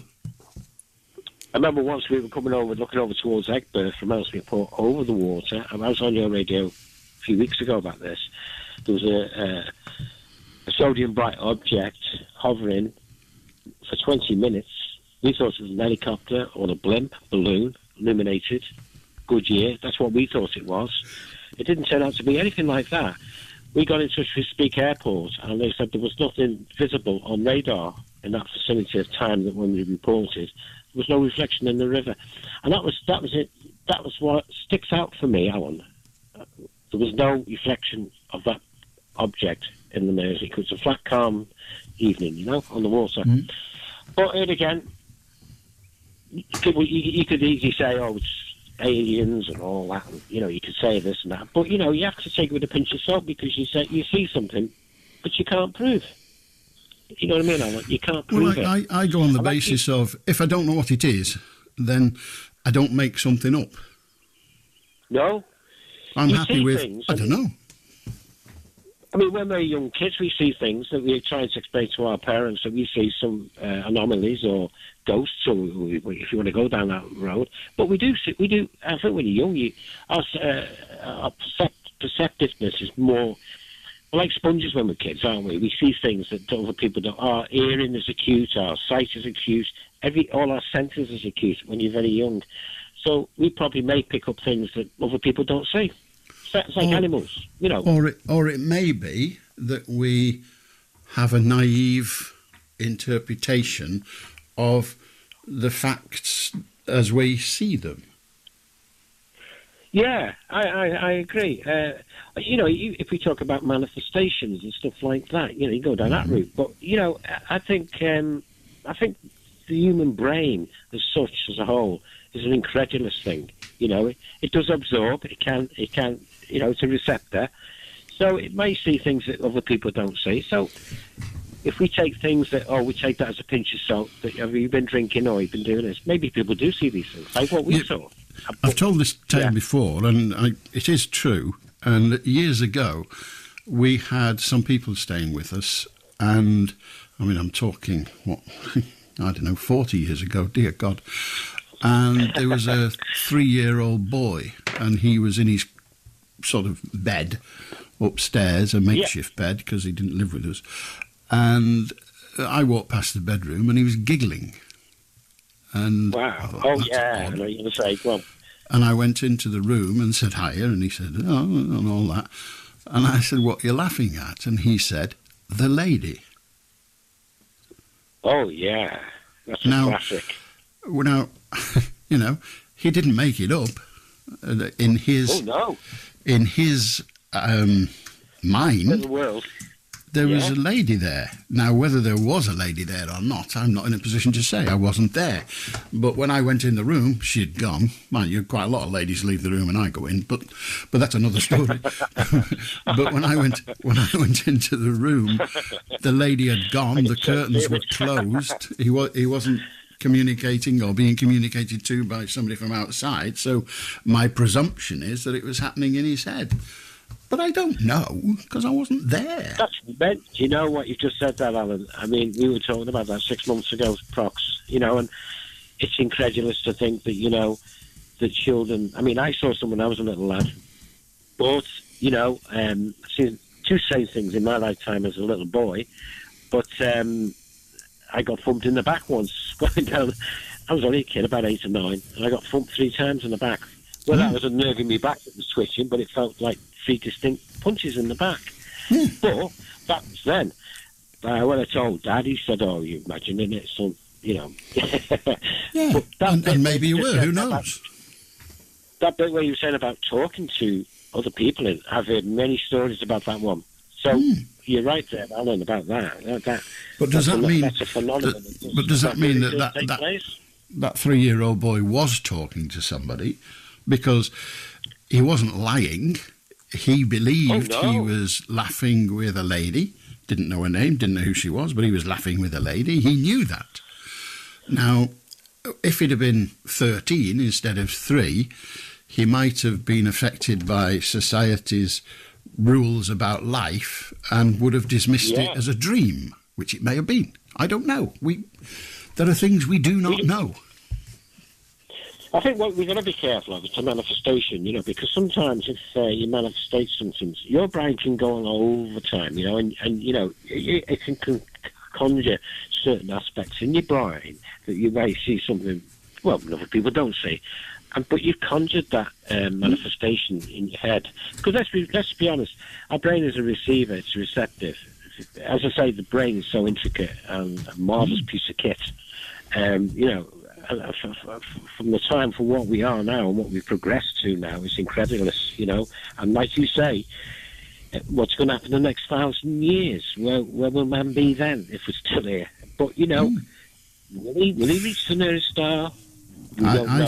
I say on this programme often, and get, you know, people telling me I'm wrong, there's no such thing as truth. The truth is what you believe.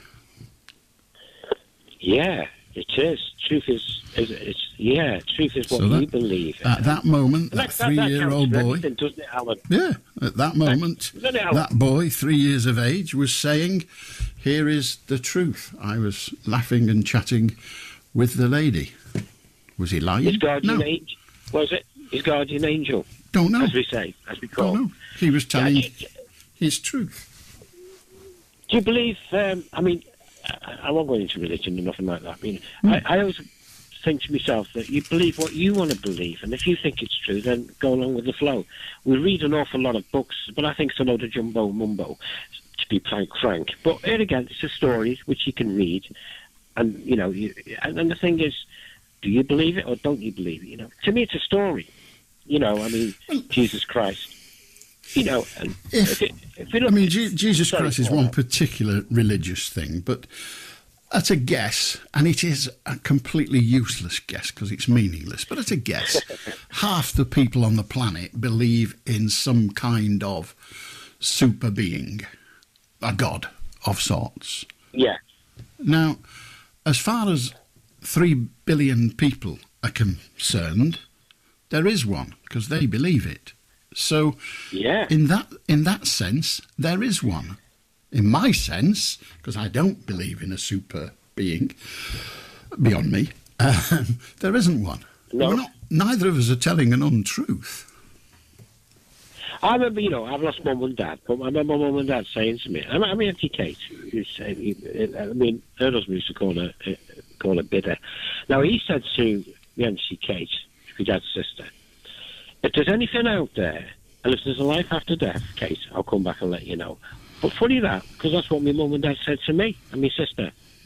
And we're yet to hear or see anything relates to mum and dad, you know? Harold Houdini said the same thing. Harold Houdini said, if there's life after death, I'll escape it. I'm the best escapologist in the world. And my mate Dave Ockley, now died, wrote a song called Harry Houdini, and the chorus was, Harry, oh Harry, please take a bow. Harry Houdini, you can come down now. He never arrived. Have a good night. Still waiting, still there with his guitar. He's up there now looking for him, saying, you, Houdini, you bugger, I wrote a song about you and you never turned up. Good on you, Steve. Good to talk to you.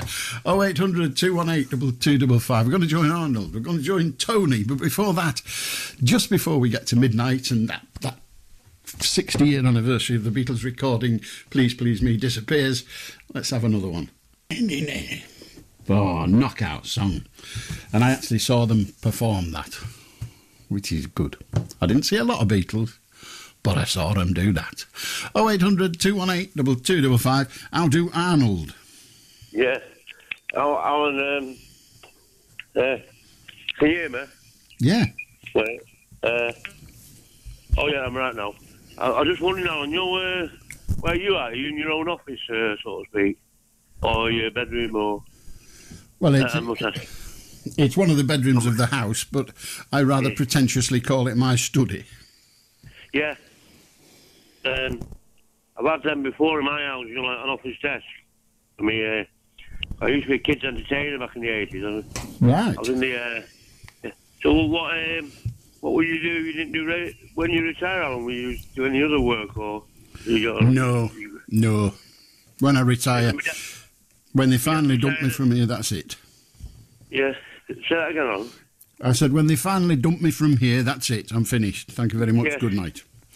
Unless there's somebody out there who wants to offer me a radio programme for millions of pounds. But I suspect not. They've all come to their bloody senses too soon for me, but there you are. Yes.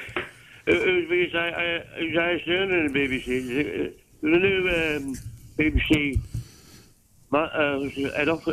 producer one a few weeks ago. The new appointment. Yeah, right. In the BBC. I don't know, it was a few weeks ago, but we got a new chairman comparatively recently, and he's the head of the board. He's not in charge of running the BBC. The BBC's overseen by a board, but all the decisions about what the BBC actually does are made by the executives. I'm going to say, if there's any complaints against any media, could be newspaper, radio, who's actual ombudsman for it? I mean, like, CQC, schools, Ofsted, shops, trading standards, you know what I mean? Who's actual... Well, if you want to... The BBC and other media are regulated overall, if you like, by an organisation. What do you think of this Prince Harry book? The best-selling new book? Yeah, have you got any views on it? None. I've not read it and don't intend to. Yeah. Okay. Bloody sticking and water on. So they say. Yeah. Do you know Windmill Hill Estate in Warrington? Windmill Hill? No. No. So where you are now, what's the nearest pub to your house, is it? I've no idea. Pub, or, yeah. I've no idea. I don't know. Go for walks around where you are? And scenic views? Yeah. Is it on trains in your house or buses? Well, we do have trains comparatively close and buses, I suspect. What Well, I town see are you them. in, Alan? I'm not telling you. What town? Yeah. What I'd rather say to you is, when we final show be on, because I've no idea. yeah. No time scale. You got no time scale, or No. will you don't have to give your notice in? No. The notice will be given to me. I don't give notice. They tell me. Yeah, I know. There's actually. It is bad.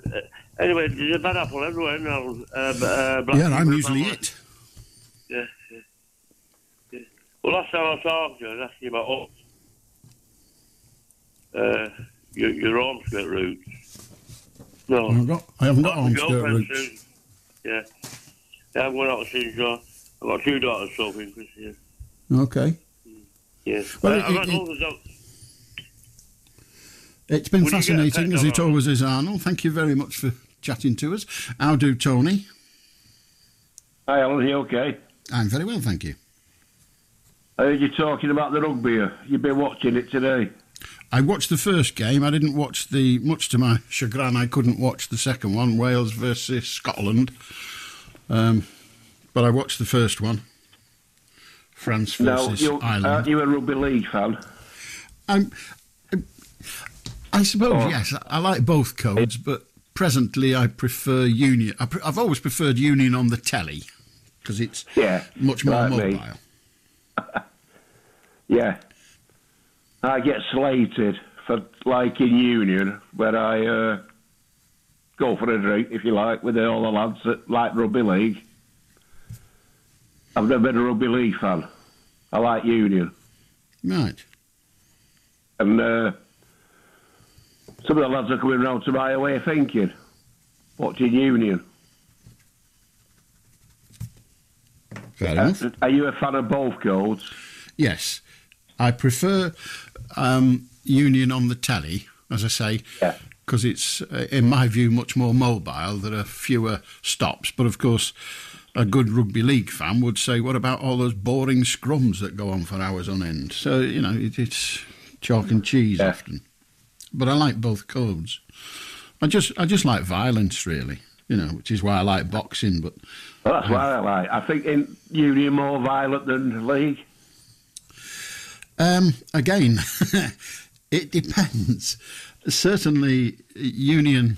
Well, no, they're just different. You know, they are both physically demanding, but their demands are different. You know, a rugby union player, I would argue, needs to be much more mobile than a rugby league player. Yeah. But there are many people that would argue the alternative or the opposite, and they might be right. What I understand with the Union is the ball's always in play, and they've got to release it. Well, it's not always in play. I mean, it goes in touch, but you're not allowed to hang on to it. You know, when you're tackled, you have to let go, and the tackler has to let go of you, so you have to separate, and somebody else can't pick it up. Somebody from the opposition can't pick it up unless they're standing.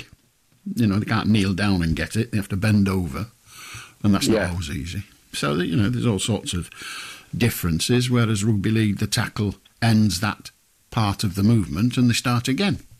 Yeah. Six chances. They're just different. They're just different. Six chances. Yeah, usually. Okay, can I go on to my next point? Yeah. The UFOs that have been spotted over America. Joe Biden said, seek and destroy. Mm-hmm. The latest one is supposed to be a little car floating about above America. I don't think they said it was a little car. I think they said whatever it was the size of a small car. Yeah. So it wasn't a little car, you know. It wasn't oh, bloody hell, it's a Ford Escort. You know, it's a little car. It's a Ford Escort. No, it's not. It's a Kia. No, it was the size of a car. So why haven't the planes gone alongside it? I don't know. Or directed it down to Earth. Let's escort it back to Earth. Well, you can't escort it. You can't escort it back to Earth unless it is being controlled by somebody.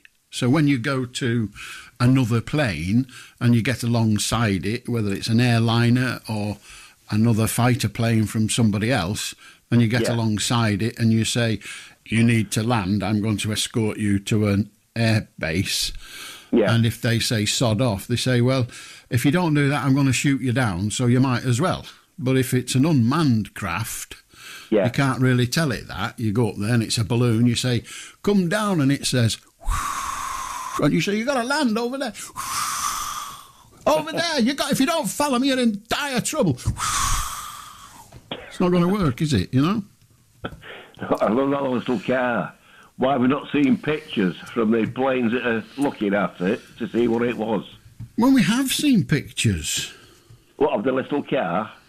It wasn't a little car. I don't know whether I've seen a picture of that one, but I saw a picture of the first of these recent sightings, and that was like the moon. It was massive. Well, it was large. I don't think it was as big as the moon, to be honest, but it was quite big. It looked like the moon in the sky. It was 60 metres by 30 metres. The moon doesn't really have things dangling from it, and this did. Yeah, okay. I couldn't see the dangling things. The things I saw on the pictures, on the news, it just looked like the moon in the sky. Right. It was massive. Well, it was massive by some standards, but it wasn't, you know, the moon's miles bigger than it. Okay, right. But this little car-size thing, when the plane's got alongside it and got all the pictures and details and everything else about it. We don't know whether they did or whether they did not, and it might have been another balloon. Yeah. So we don't know. So it's like I was having a conversation earlier with a gentleman, and I said then what I'll now say to you. When I don't know, I don't think, I better invent something. Or don't they want to release what we want to know? Yeah, but I'm still in the position of I don't know. So you keep saying little car, little car, little car, but all they ever said... No, they didn't describe it as a little car. They said it's about the size of a little car. That's what I mean. Okay, that's what I've been describing. I have this terrible problem on this show. And that is, when somebody says something, that's all I've got. What they mean, I've no idea. I have to deduce it from the words they choose. And when you kept saying it was a little car, and I kept saying, no, it was the size of a little car, and after about 9 goes, you eventually said, that's what I mean. I thought, bugger me, if you'd have said that 8 goes ago, we could have carried on with a conversation. Oh, okay, it was the size of a little car. Show us pictures of it, if they'd been alongside it in the jet before they shot it down. Well, my suspicion is that they don't go alongside it.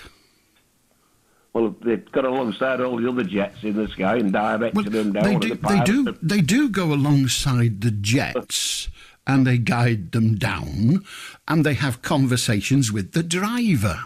But this didn't have a driver. You just imagine if what it was actually was a dirty, great big bomb. And they get alongside it, and then the person back in Russia who's driving it says, right, he's alongside, can I press the button? And Vladimir says, yeah, press the button. Bang, plane's gone. God. So they send another 2 fighters up to shoot so perhaps what they do is stay a long way back, have a look, maybe, I mean, I don't know how advanced the American Air Force is, but maybe... somebody's got a telephoto lens. I know, it's extraordinary, I know, but you've got to admit it's a possibility. And he looks at it and says, no, it's just a balloon. It's a big bugger, but it's a balloon. How big is it? About the size of a Ford Escort. Shoot the bugger. Bang, gone, sorted. What's the problem here? All right, Alan. Good to talk to you, mate. And you. I like these little novelettes. Have a good night. 0800 218 2255. If you see a Ford Fiesta or Escort go back, other small cars are available. Some of them are sent from Russia by air, apparently. How do, Alan? Hi, Alan, how are you doing? I'm doing awfully well, thank you. Yeah, dreaming in black and white. Right. Have you ever dreamt in black and white? Do you know what? Nobody ever believes this. I never remember my dream. Well, never's a long time, but I think in the whole of my life I must have remembered 10 dreams. I wake up and as far as I'm concerned, nothing happened. No, because a friend of mine said he's been dreaming in black and white a few times. Right. I know dreams are dreams, but dreaming in black and white, that's a different thing, isn't it? I don't know. Is there any significance? I don't know. It's weird. He just said, I've been dreaming in black and white. And he doesn't remember all of his dreams. He only remembers bits and bobs of it. Yeah. I'm not really... I don't know. I'm not really well up on dreams. I mean, I didn't even... I've never considered, do people... Is that usual? Do you dream in black and white? No, I've never dreamt in black and white, no. So you dream in colour? Yeah. And he seems to remember dreaming in black and white, but I don't know. I don't get it. But I mean, oh, there you are. I've just, whoa, crikey. Well, this is interesting. I've just looked this up, so I've got nothing to offer other than the Google, and it says overall, 12% of people dream entirely in black and white. Go back half a century and television's impact on our closed-eye experiences, it becomes even clearer. In the 1940s, studies showed that 3/4 of Americans, including college students, reported rarely or never seeing any colour in their dreams. Now, isn't that interesting? Wow. So when our imagery, the imagery that we watched a lot of, television, was black and white, our brains conjured up images in black and white. But now that most of the imagery we watch is in colour, we dream in colour. Isn't that interesting? Yeah, it is interesting, isn't it? Yeah, so our dreams, according to that paragraph that was written in 2008, by the way, that paragraph on Google, I've no idea who wrote on it, it may be gibberish, but it's interesting that when we're dreaming, that implies, when we're dreaming, we're basically, for want of a better expression, playing a television piece in our mind. Yeah. Not remembering one, you know, we're not watching a programme we saw last Tuesday, but we're creating our own little television show I hear what you related to our life. And now that we know that you can have imagery in colour in that way, we're doing it in colour, whereas in the past we did it in black and white. What we did it in before, telly, I'm buggered if I know. Perhaps we dreamt books. Yeah, probably. Just all these words fly. Oh, sod this! I was reading when I was awake. I'm just wondering, Alan, if you can just throw it out there, like any other callers want to ring up about it, because he can't be the only one. Well, no, we've just read that back in 2008. 12%. Yeah. Ooh, there you are. Here's another. Oh, dear me. Black and white dreams have a certain symbolic meaning to most people who have them.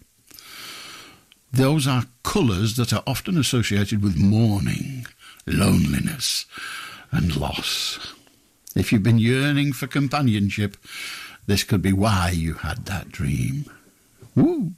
They don't sound right good, do they? Hey, another thing, Alan. Alan, another thing. Go on. You used to watch the Dukes of Hazzard? No. No, I've been watching some old box sets of them, you know, the old series. Yeah. The television series. Yeah, I'm aware of it, and I saw some of the trails for it. And you know, the General Lee car with a Confederate flag painted on top. Aye. I always wondered, you know, watching it, when I used to watch it when I was a kid as well, but I don't think they would have got away with that today, would they? I don't know. I think they would. Why not? It's of its time. Because I think they got rid of the Confederate flag in America, didn't they? I don't know. I'm not aware of them doing so. I don't know. Yeah, I think they did. They were pulling down statues, remember? Well, yes, people may well have done so. Individuals may have resisted, but I'm not aware. Why would I be? But I'm not aware. It's not like the Nazi symbols in Germany are prohibited, but I don't think the Confederate flag's prohibited in America. They said it had something to do with white supremacy or something. Well, yeah, it did. That's part of what the Confederate idea was about. The General Lee. That's why they named the car after him or something, I think. I don't know what side he was on. I don't know American history well enough, really. Yeah. Anyway, I just thought I'd mention that, because it sounded a bit weird. Dreaming in black and white. I've never heard of it before. No, well, there you are. It would appear to be not that unusual. We shall see if anybody else agrees. And as far as I can tell, further display of the flag was a response to the civil rights movement and the passage of federal civil rights laws in the 50s and 60s. I can't see, I'm only looking very, very quickly, but I can't see that the United States has banned it, but it is frowned upon, although I'm sure they still have it in some of the southern states. So there we have it. All right. Good on you, mate. Right, Alan. Alan wants to know, does anybody else dream in black and white? I can't help him. I'm not a dreamer. I mean, a daydreamer, perhaps, but a dreamer in sleep, no.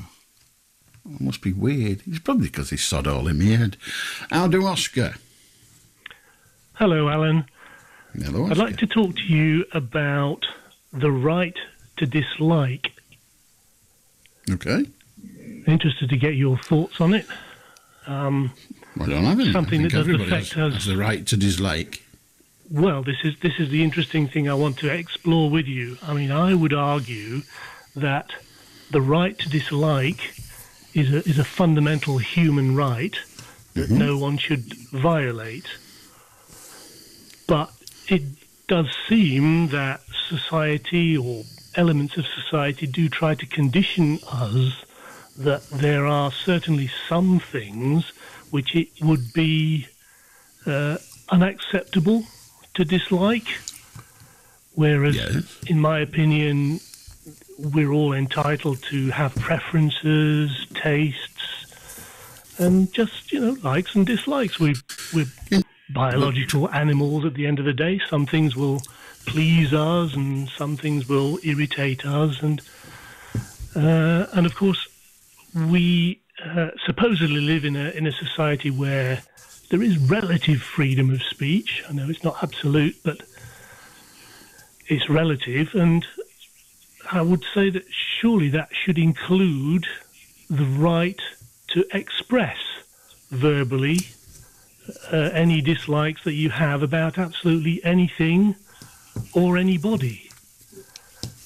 But if there are some things which we are not supposed to like, that we're instructed that we should not say that we dislike, then I'm interested to understand what exactly are the criteria that the people who are trying to tell us that we shouldn't dislike certain things, on what basis are they categorizing those different things that we are allowed to dislike and that we are not allowed to dislike?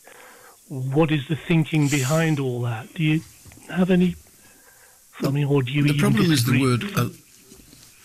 I neither agree nor disagree. My problem with the statement is the use of the word allowed, A-L-L-O-W-E-D, not the noise one. Allowed, permitted, whatever. We are permitted to dislike whatever we wish. That is our freedom. I can dislike anything, be it, I don't know, sprouts, which I love incidentally, but it can be sprouts, it can be music, it can be an individual. To dislike something, a collective, and to dislike a particular collective for a reason that our society and its controllers, viz. Parliament, our society, Parliament, has deemed illegal, So you can dislike a group of people, you can dislike ginger people if you wish, but there are certain groups that you can, whilst dislike them, you can't campaign against them. So you're entitled to dislike people who are a different colour to you, a different faith to you, a different gender to you, a different sexuality to you. You can dislike those people, by all means. It's irrational to dislike a collective, of course it is, but you're entitled to dislike it. But to try to convert others to your dislike without good reason, and that good reason can't be just a prejudice, then but why you're not? fine. I mean, this is the interesting thing, you see, when you say... Because well, I dislike people who choose to drive through the city centre past schools at 100 miles per hour in their car. Now, there will be people who like the idea of driving past a school in the city centre at 100 miles per hour. Now, they're entitled to like that, but they're not entitled at law to put that like into practice, because that risks harming another individual, maybe more than one. And whilst like is fine, behaviour is not. So it's when your like or dislike turns into a behaviour that is harmful to a section of the collective. Right. I mean, I understand the legal aspect. You say, well, they shouldn't do that because it's illegal. Okay, we have laws. It's like if you dislike somebody... No. The illegality. The illegality comes out of the collective regulation that we choose people to create and other people to enforce.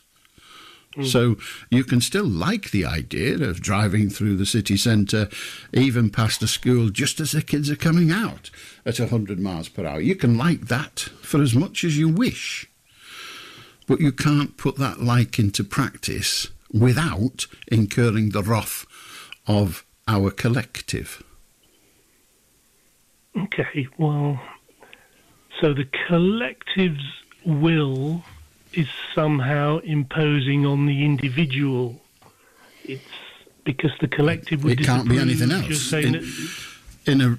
In a regulated society, it is inevitable that those regulations won't please everybody. Yeah. Well, this is the thing. We are if we're entitled to our own opinions, it's obvious that we're not all going to have the same opinion. We're not all going to have the same likes and dislikes. That is true. But when it comes down to attempting to run a society, we have to have rules, otherwise it's not a society. And one hopes, though it's not necessarily always the case, one hopes that those rules represent the view of the majority of that society. But it seems to me that it's being used as an excuse or a distortion of the rationale, the thinking that, well, no, who determines what the masses, the collective would think or agree with or disagree with or approve of or disapprove of? But Oscar, you know the answer to that. Well, yeah, I do, but I think that the answer to that is... Well, let me ask you a question, Oscar. Do you believe that our society should have no rules whatsoever? Yes or no? That it should have no rules? No, I don't believe it should have no rules. I believe it should so have you just believe that rules. our society... just is nonsense. It's an invented word. It means nothing. So you believe that we should have rules. You can't deny that, because you've just said you don't believe in a society that has none, for it is not a society. So therefore you believe that we have rules. Now, it is impossible in our society to have a rule that every single person in society will agree with. You shouldn't be able to walk out into the street with an axe and chop a person across the head merely because they happen to be there. You shouldn't be allowed to do that. No one thinks you should, other than the bloke with the axe or the woman with the axe at that time. But our society says that shouldn't be permissible. Whether you like it or dislike it is irrelevant. We have to control it. So as soon as you start doing that, you get into the situation where you're going to have some rules that some people don't like. There's a campaign going on at the moment to have, throughout every town in the land, a 20-mile-per-hour speed limit in built-up areas. There are many, many people saying, I would not like that. But at some point, a decision will be made whether that will be imposed upon society, including those who don't like the idea. So they're entitled to dislike it, and at the moment, they're entitled to ignore it and have to dislike the other one, the 30-mile-an-hour one that's generally there. So like and dislike is an inner thing. Behaviour, that's a separate one. Okay, well, I mean, you see, I understand the laws aspect of it, and the laws are supposedly made for the collective good, if you like, the prevention of harm.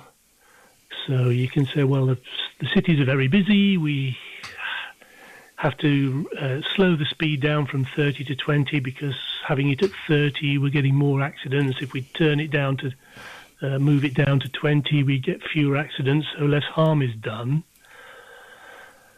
I sort of understand that. But what you can't do with that legislation or any other legislation is require everybody to like it.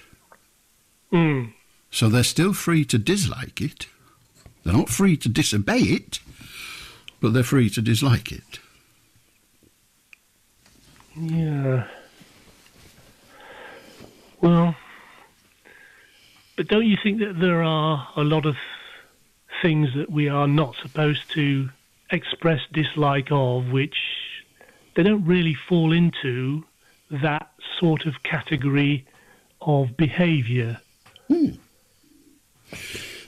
The difficulty is that the behaviour I've chosen to highlight is the simple one, the practical, the easy to comprehend.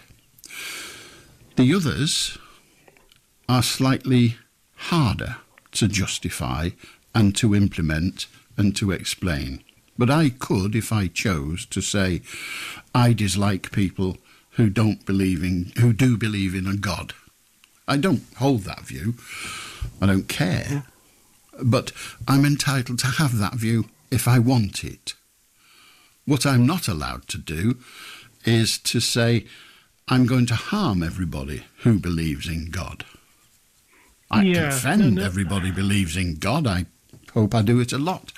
But I'm not allowed to harm them with it. Sure. I mean, that's an example when you say, well, people of a certain religious belief, there are categories of religious beliefs which you're entitled to say, well, I don't like people who have a religious belief.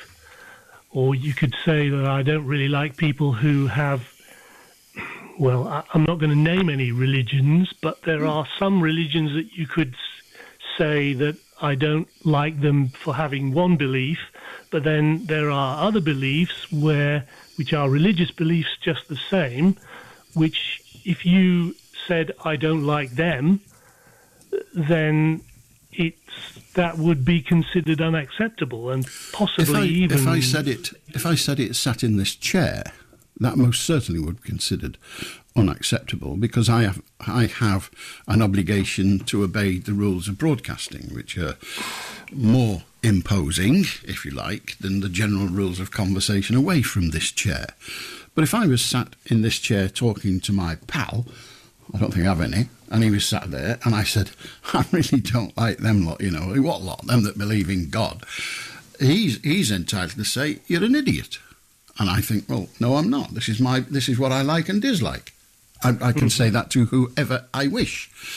to broadcast that wish, to say I dislike them, is, well, it's just not really acceptable.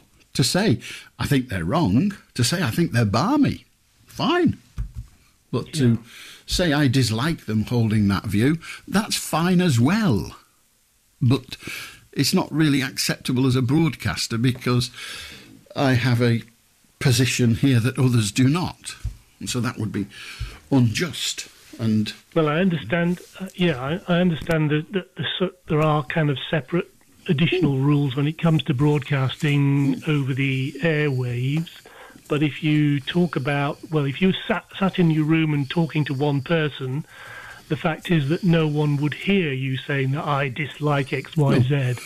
But in other situations where you are heard by somebody saying I dislike X, Y, Z, or you are seen maybe writing something somewhere that's not covered by broadcasting laws, then you can be considered to be having behaved unacceptably just for saying I dislike, or even that I think that they're balmy.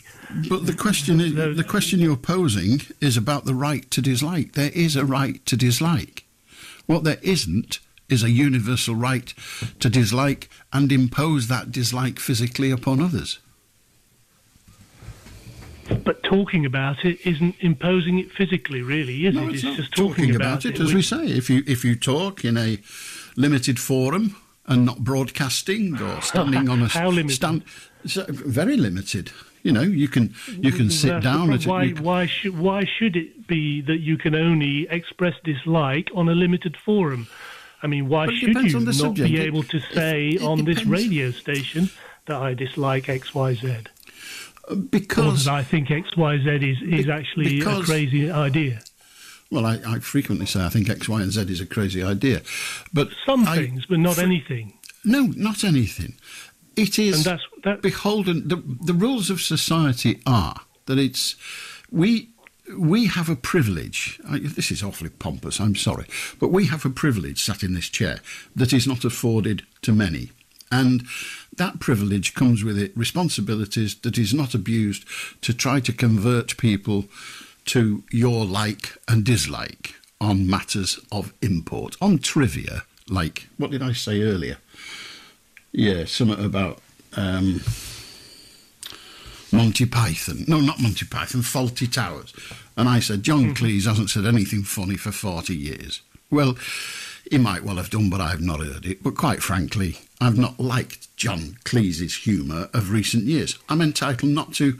I'm entitled to say it. And he's entitled to say, you're a little fat ginger idiot who knows nothing. I almost certainly would say that if he was only aware of what I'd said. So that's a like and a dislike. I don't like most country and western music. So what? But those freedoms are limited. But it doesn't change my right to like or dislike whatever I please elsewhere. And the same applies to you. But there are restrictions on what you can do with that dislike. And if there weren't, we would be back in an unruled society, which is a not society at all. You have your last word, and I'll move on to the next caller. So, you say what you think. Well, I appreciate the conversation. It helps me to understand things. It's part of the reason why I like to chat to you, because, you know, exchange of ideas is good, but I think we should be able to exchange ideas more broadly and more extensively than we do at the moment, that we appear to be allowed to. And I think that there are people out there who are using this as a manipulative technique to try to restrict and block people from expressing things which should be expressed, but they've managed to lock it all up so you're not allowed to say it. And I think it's not right, and I think we need to be thinking about this and considering whether we should be fighting for the right to express our dislikes more openly without actually physically harming anybody or breaking laws, obviously, but nevertheless exchanging ideas and saying if we think something is not good, it should be modified, should be stopped from happening, then we should be able to say that. And at the moment, I think there are forces operating in society which are deliberately trying to prevent that from happening. I think that's wrong. Oscar, it was ever thus. Good to talk to you. We're going to talk to Les and we're going to talk to Dan. We're also going to break a few secrets, or at least the Beatles are going to invite you to enjoy one. They were just sensational, you know, the crowds everywhere, millions of people chasing around, usually young women. They met Muhammad Ali. Muhammad Ali, or only in those days he was known as Cassius Clay, was about to fight Sonny Liston for the World Championship, I think. And they just met him and they were being interviewed, and the interviewers said, who do you think's going to win, Clay or Sonny Liston? The Beatles in unison said, Liston, do you want to know a secret? Well, I thought it was funny. 0800 218 2255. How do, Les? All right, Alan. I know where Oscar's coming from. I wasn't going to ring about Oscar. I was ringing about the dreams. But yeah, I don't like it when Liverpool get beat, so I just like that. Probably intensely, yes. Yeah, well, that's it. But, you know, I think I won't like it if Italy beat England tomorrow. It'll say things about England I can do with not hearing. Yeah, but you can just like that as well. Yeah. Yeah. Can I use the word balmy? Yeah. Yeah, I think Oscar's balmy. Fair enough. Anyway, the dreams, you know what you were saying about using the television, as we've all been starting to get colour television and we dream. Well, we live in colour, don't we? Well, we do live in colour, yes. So you would think... I don't think the television's got an influence on whether we dream in black and white. Well, I don't know. You see... Skies are blue. Yeah, the skies are blue, so we're told. Well, all sorts of different colours. I don't... You see, the dream is... It's... I'm trying to think whilst I'm talking, which is always a bad idea. I should think before I talk. But our dreams are controlled by our psyche. Our psyche creates the images in our head, whether it's from life or indeed from television or from our mind. But it's actually created by our mind.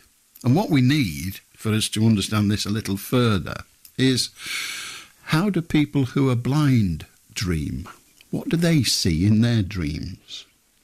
Particularly if they've been blind all their life. I mean, people who've gone blind possibly see in their imagination, their sleeping imagination or other, possibly they see memories from their memory stock in their mind. But if they've never had vision, there's a guy called Peter White on television.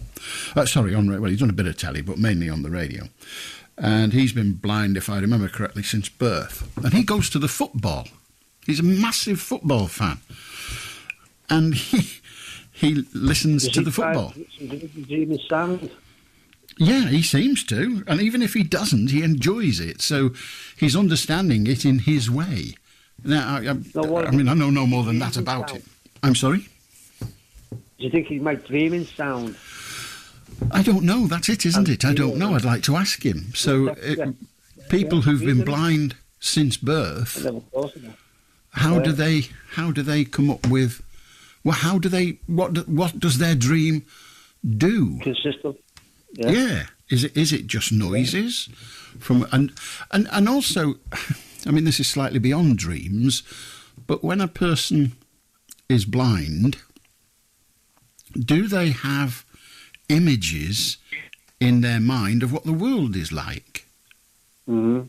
I have no idea, and I hope I'm not offending any such person, but I don't know. Mm-hmm. When I was like a lot younger, I'm 65 now, and when I was my dream was a repeated dream I had, and the sound. And can you imagine closing your thumb against your forefinger? Mm. It's very quiet, isn't it? Mm. Well, that's how it sounded. And then it got louder. I interviewed a bloke. Yeah. I interviewed a bloke years ago who had been deaf all his life, and I don't know whether they found something intrinsically wrong and they corrected it, or whether he was given cochlear implants, as they're called, or whatever, but they gave him the ability to hear, and eventually he asked them to take it away because he couldn't cope with the nonsense of noise that went on. He just hated it intensely and couldn't find a way to live like that.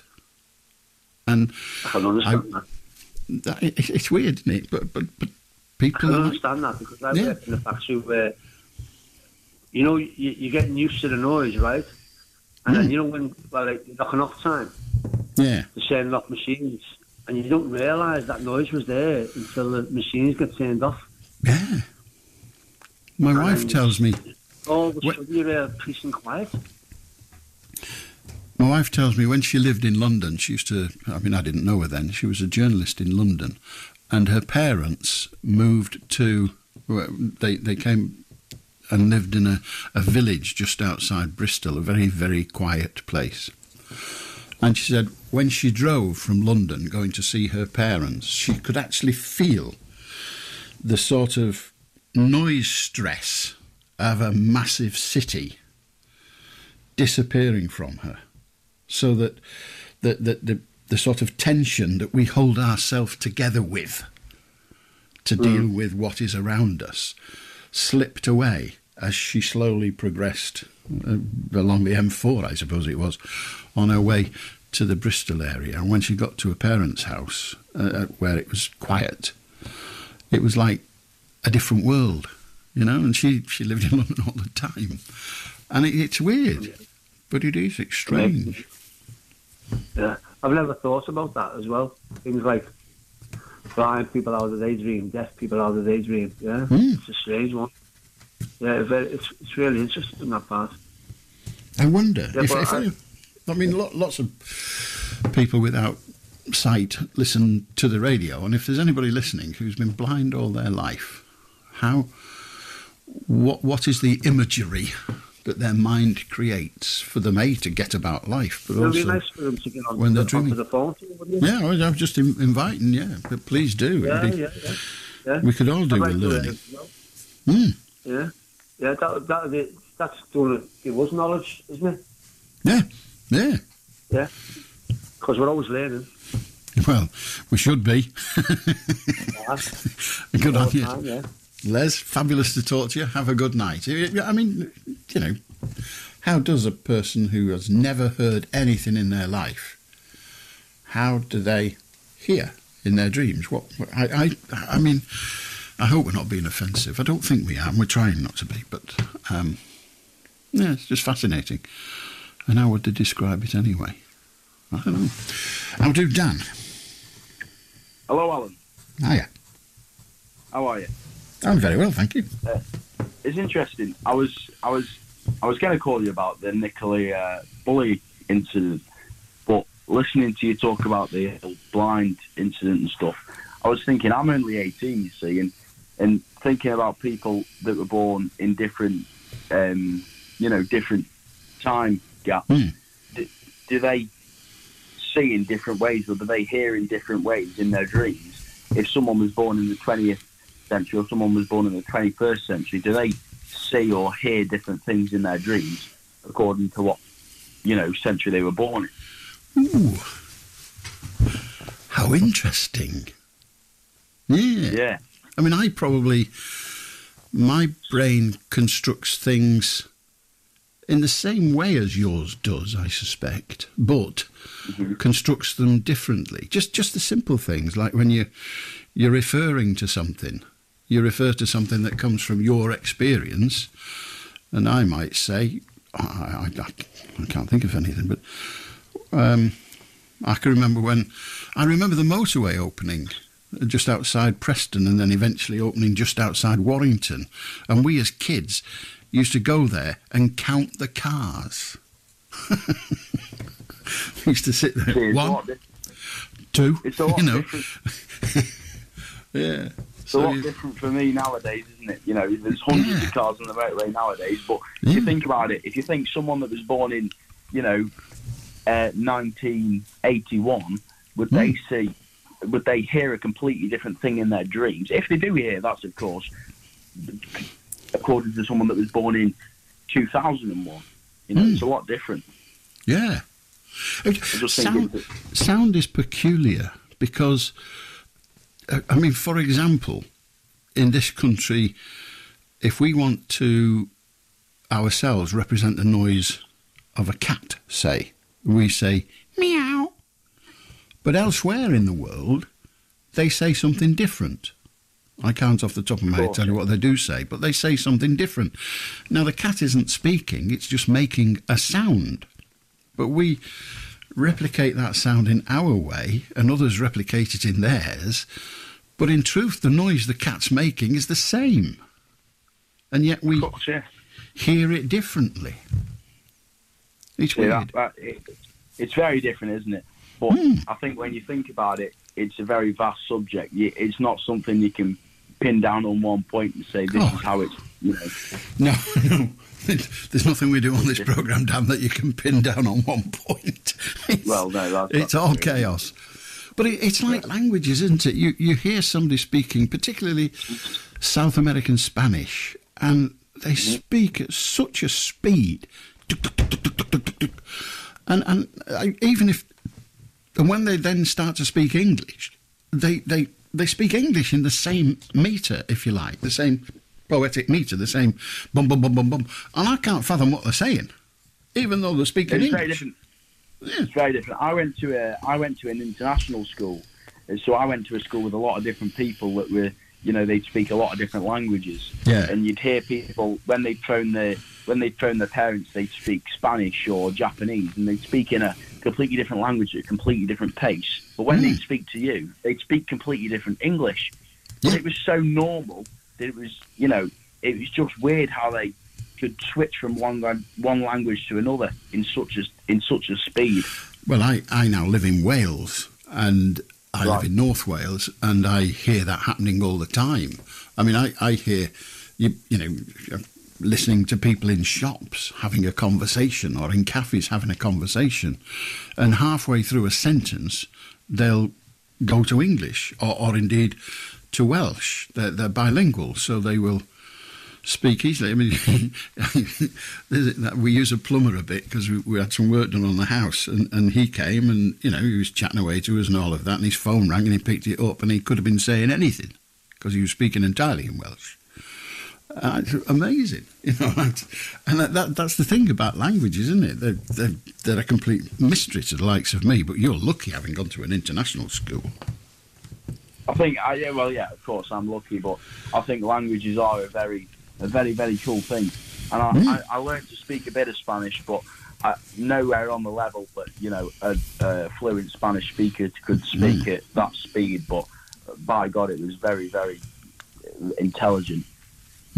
But I mean, we've gone off the subject somewhat, but it is the same thing in a way, in that we have the language of our dreams, don't we? And I mentioned earlier, it just came from the internet, but back in the 50s, people dreamt predominantly in black and white because that was the language of their life. They lived a monochrome life, if you like. And since colour telly, we create images in colour. Huh?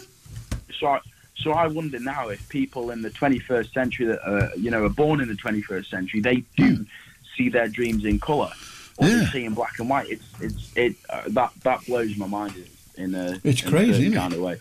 Yeah. But to come back to that thing we were just talking to Les about, what do people who have been totally blind for all of their life, what do they, I use the word advisedly, what do they see in their dreams? Well, maybe they don't see anything because they've never seen it at all. Yeah. I think maybe because they haven't seen anything all their life, that's it. They don't see anything at all. but maybe people that have lived until the age of maybe, 13, 14 and seeing in colour and perfect vision, and then they become blind. Maybe they see in what they saw before. Yeah, but that's interesting, because that is addressing the point in a way, in that when we dream, we are using our memory to give us the images. And so if you have become blind after a longish period of life, then you have a colour memory bank. And so you create in colour your dream. This is all conjecture until somebody knows better and tells us. But if you've never had vision, then you haven't got that memory bank. You have some other memory system. It'd be definitely interesting to hear of what people that are born blind would, what they see, but maybe we'll never know. Well, maybe we won't, but we're here till 1, which is 20 minutes off, and we're back tomorrow 10 till 1. Somebody please come on and tell us. But Dan, good to talk to you, mate. I'm jealous of your international education, I really am. I wish I'd have had one. Aldo, William. Hello, how are you going?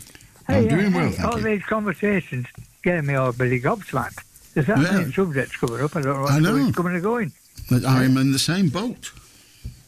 Hey? I'm in the same boat. I've no idea what's going on.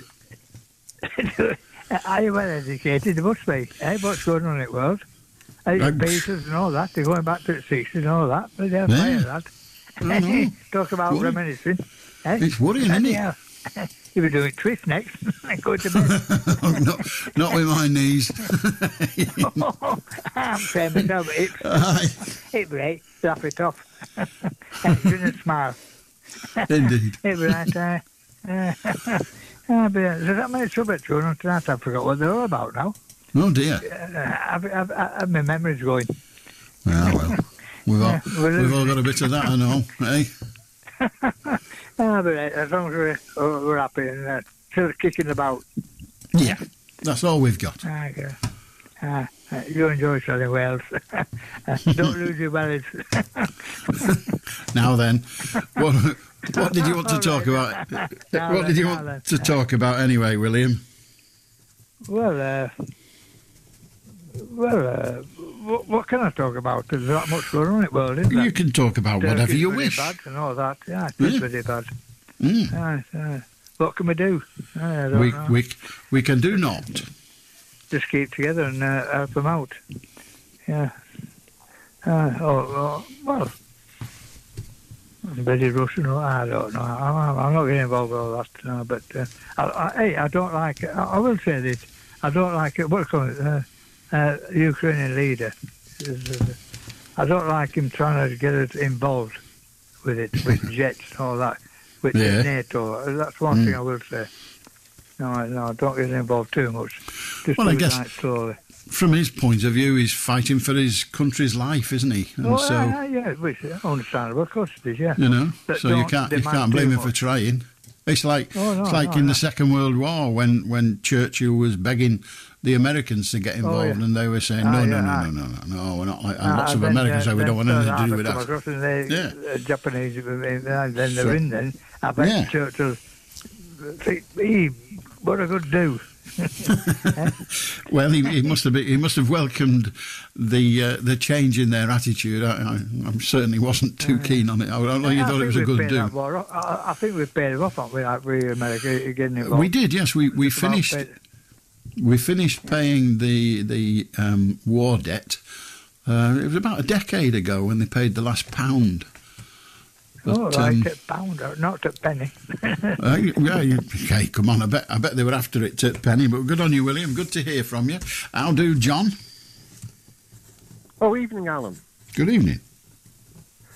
I wanted to answer your question about how dogs bark in foreign languages, and then I also wanted to say something about my mum.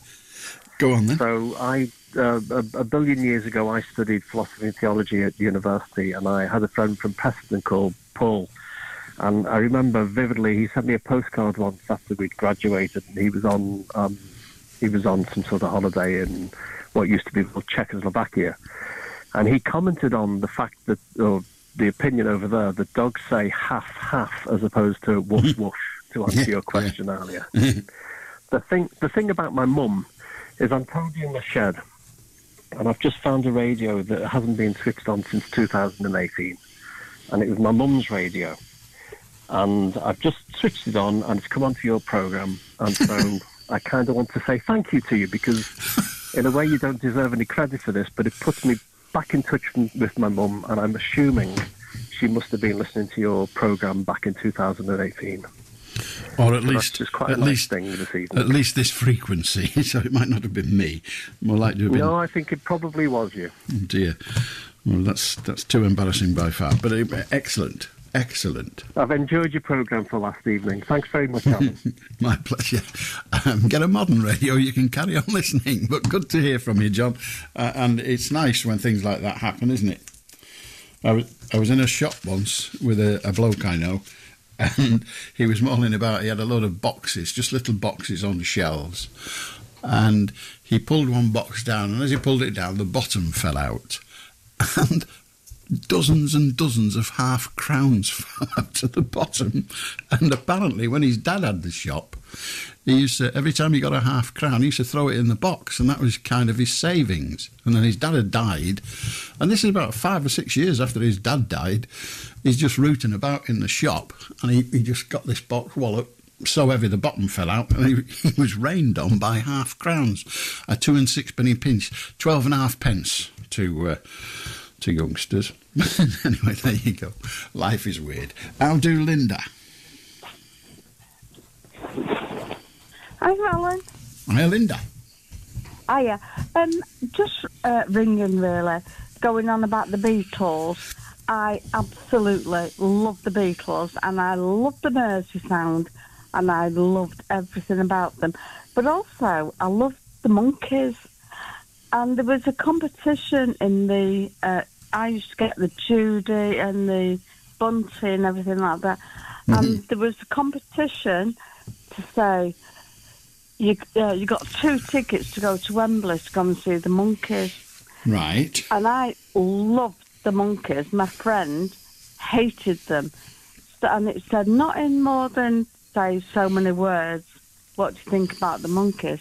And I said, I love the Monkeys and blah, blah, blah. You know. And my friend said, I hate the Monkeys. I wouldn't go and see them, even if you paid me. Do you know she won? and she never took me with her. Oh, that's terrible. When she came back, she said, "Oh, I love the Monkeys because I love David Jones," and she went out, and she won 2 tickets and never took me. Well, but the other thing, what do you say to that? Oh, that's outrageous. I fell out with her. The other thing, Alan, which I wasn't going to speak to you about, and I know it's getting late, but I've just been listening to other people talking. I'm so worried. I've started going deaf, and I'm speaking to... not you now, obviously, but like when I'm speaking to people, I'm going, sorry, what?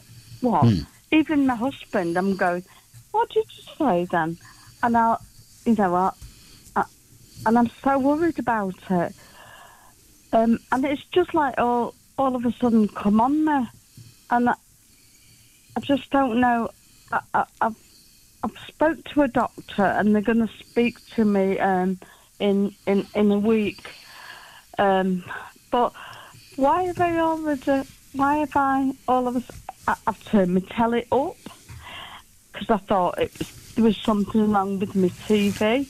I've done everything, but I've just realised over the past a few weeks. When I say a few weeks, say before Christmas, I started realising. Do you know what, Linda? You're going deaf, and it's absolutely worrying me. I wouldn't have spoke to you about this, Alan, tonight, because I rang up about the Mersey sound and everything like that. Yeah, but after listening to a couple of your last callers, I thought, do you know what? Why has that just all of a sudden happened? Oh, I know you're medical and everything like that, and I am going to get seen to, but I'm going like that to everybody. Sorry, or I'm going, sorry, I can't hear you because of the background, or there's music, or there's this, that, and the other.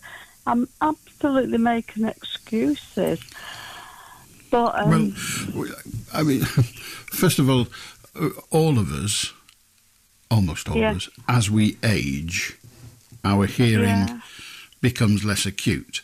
I used to, I mean, I know this because I work in an industry where the volume, the noise level, if you like, is controlled by buttons. And I know that the level of my hearing things, my cans, if you like, as we call them, our earpieces, I have to have the volume up higher than I used to 20 years ago.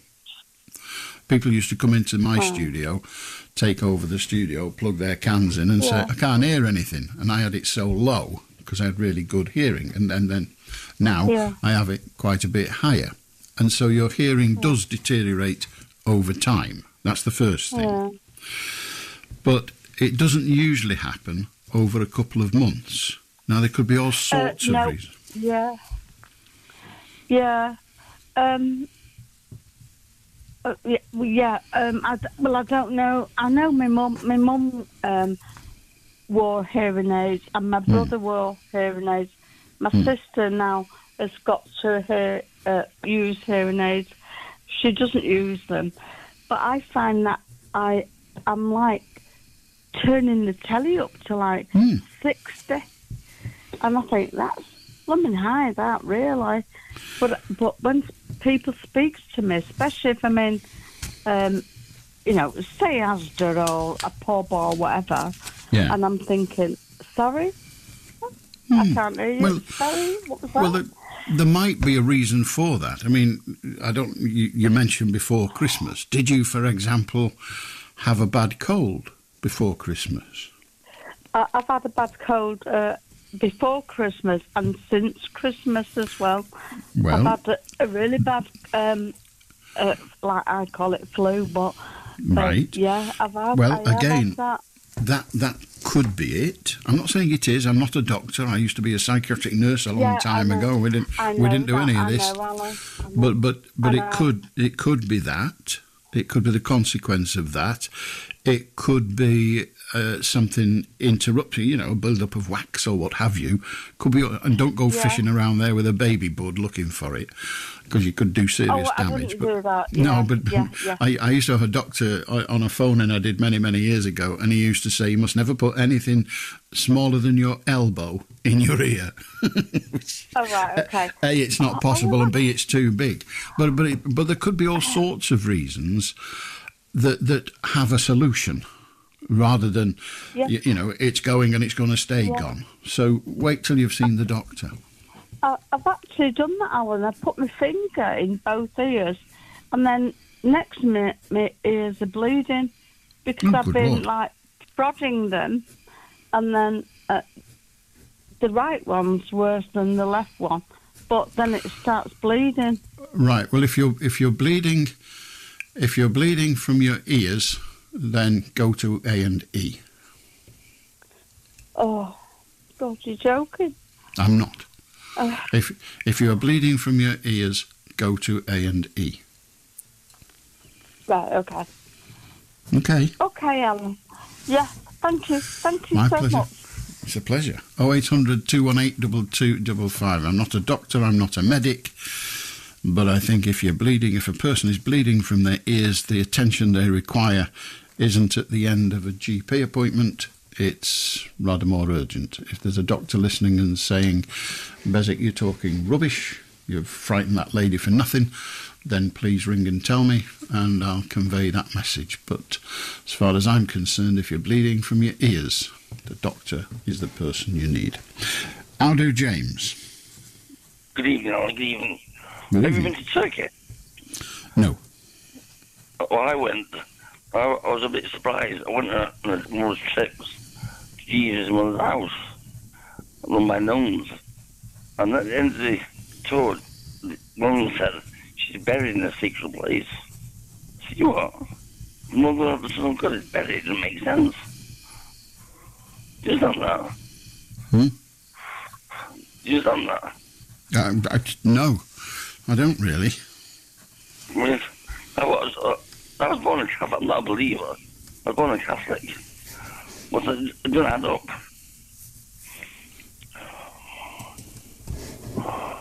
No.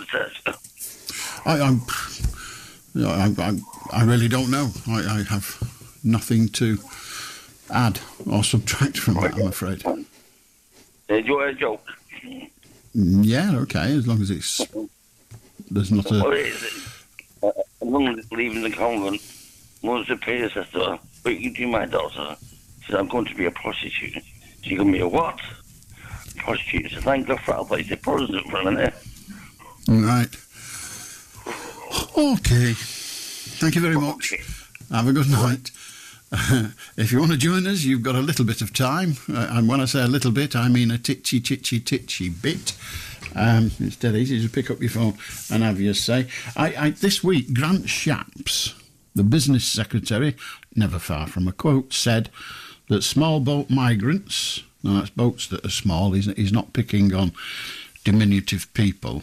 Anyway, he says they should be denied asylum rights. Full stop. Just as soon as they get here, put on a plane back where they came from. That's what he says should happen. Do you agree with him? And if you do, you can tell us tonight. And then another story, it's in the Daily Mail, so you make your own mind up about it, but according to the Daily Mail, 50 parking tickets handed out to senior councillors in Liverpool have been cancelled. The explanation given is that at the time they were handed out, it was normal practice to cancel tickets received whilst on council business.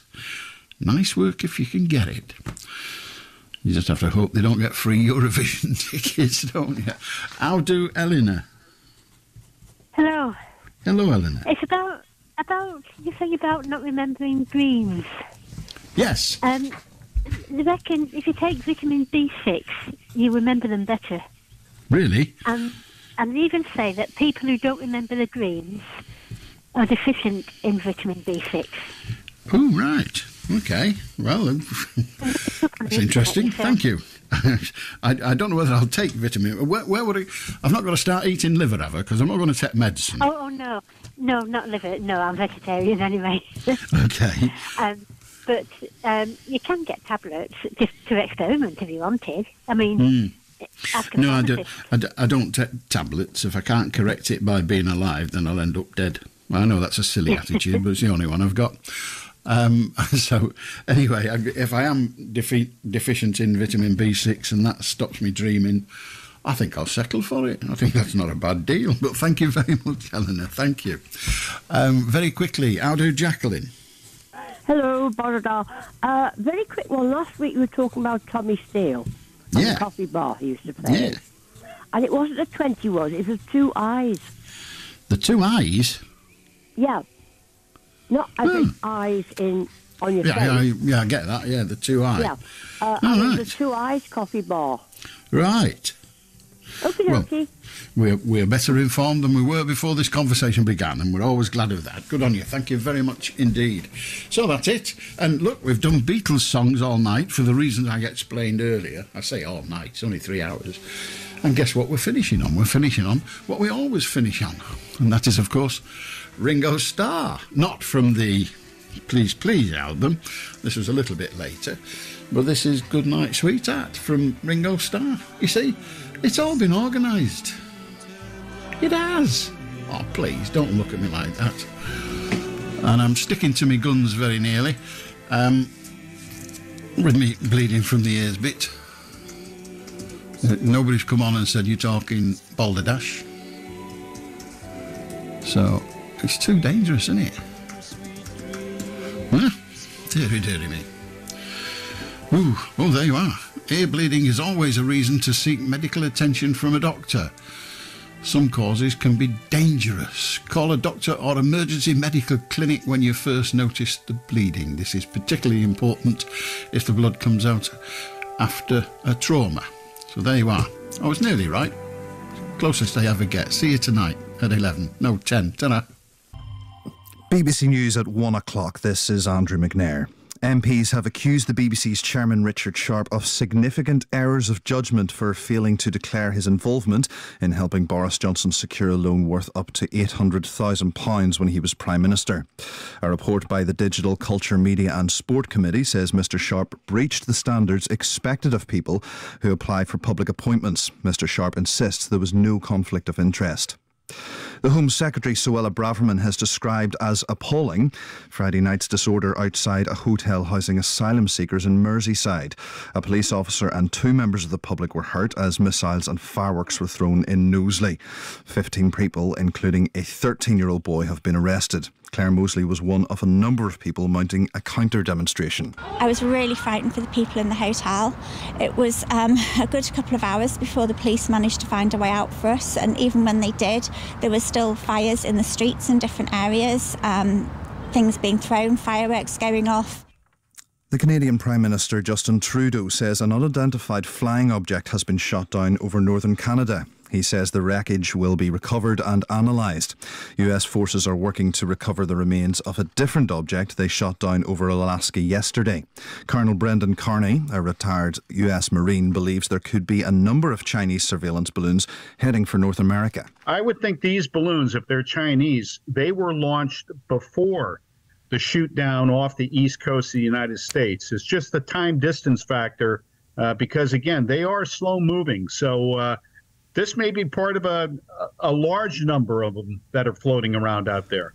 More than 28,000 people are now confirmed to have died in the huge earthquakes which devastated southern Turkey and northern Syria on Monday.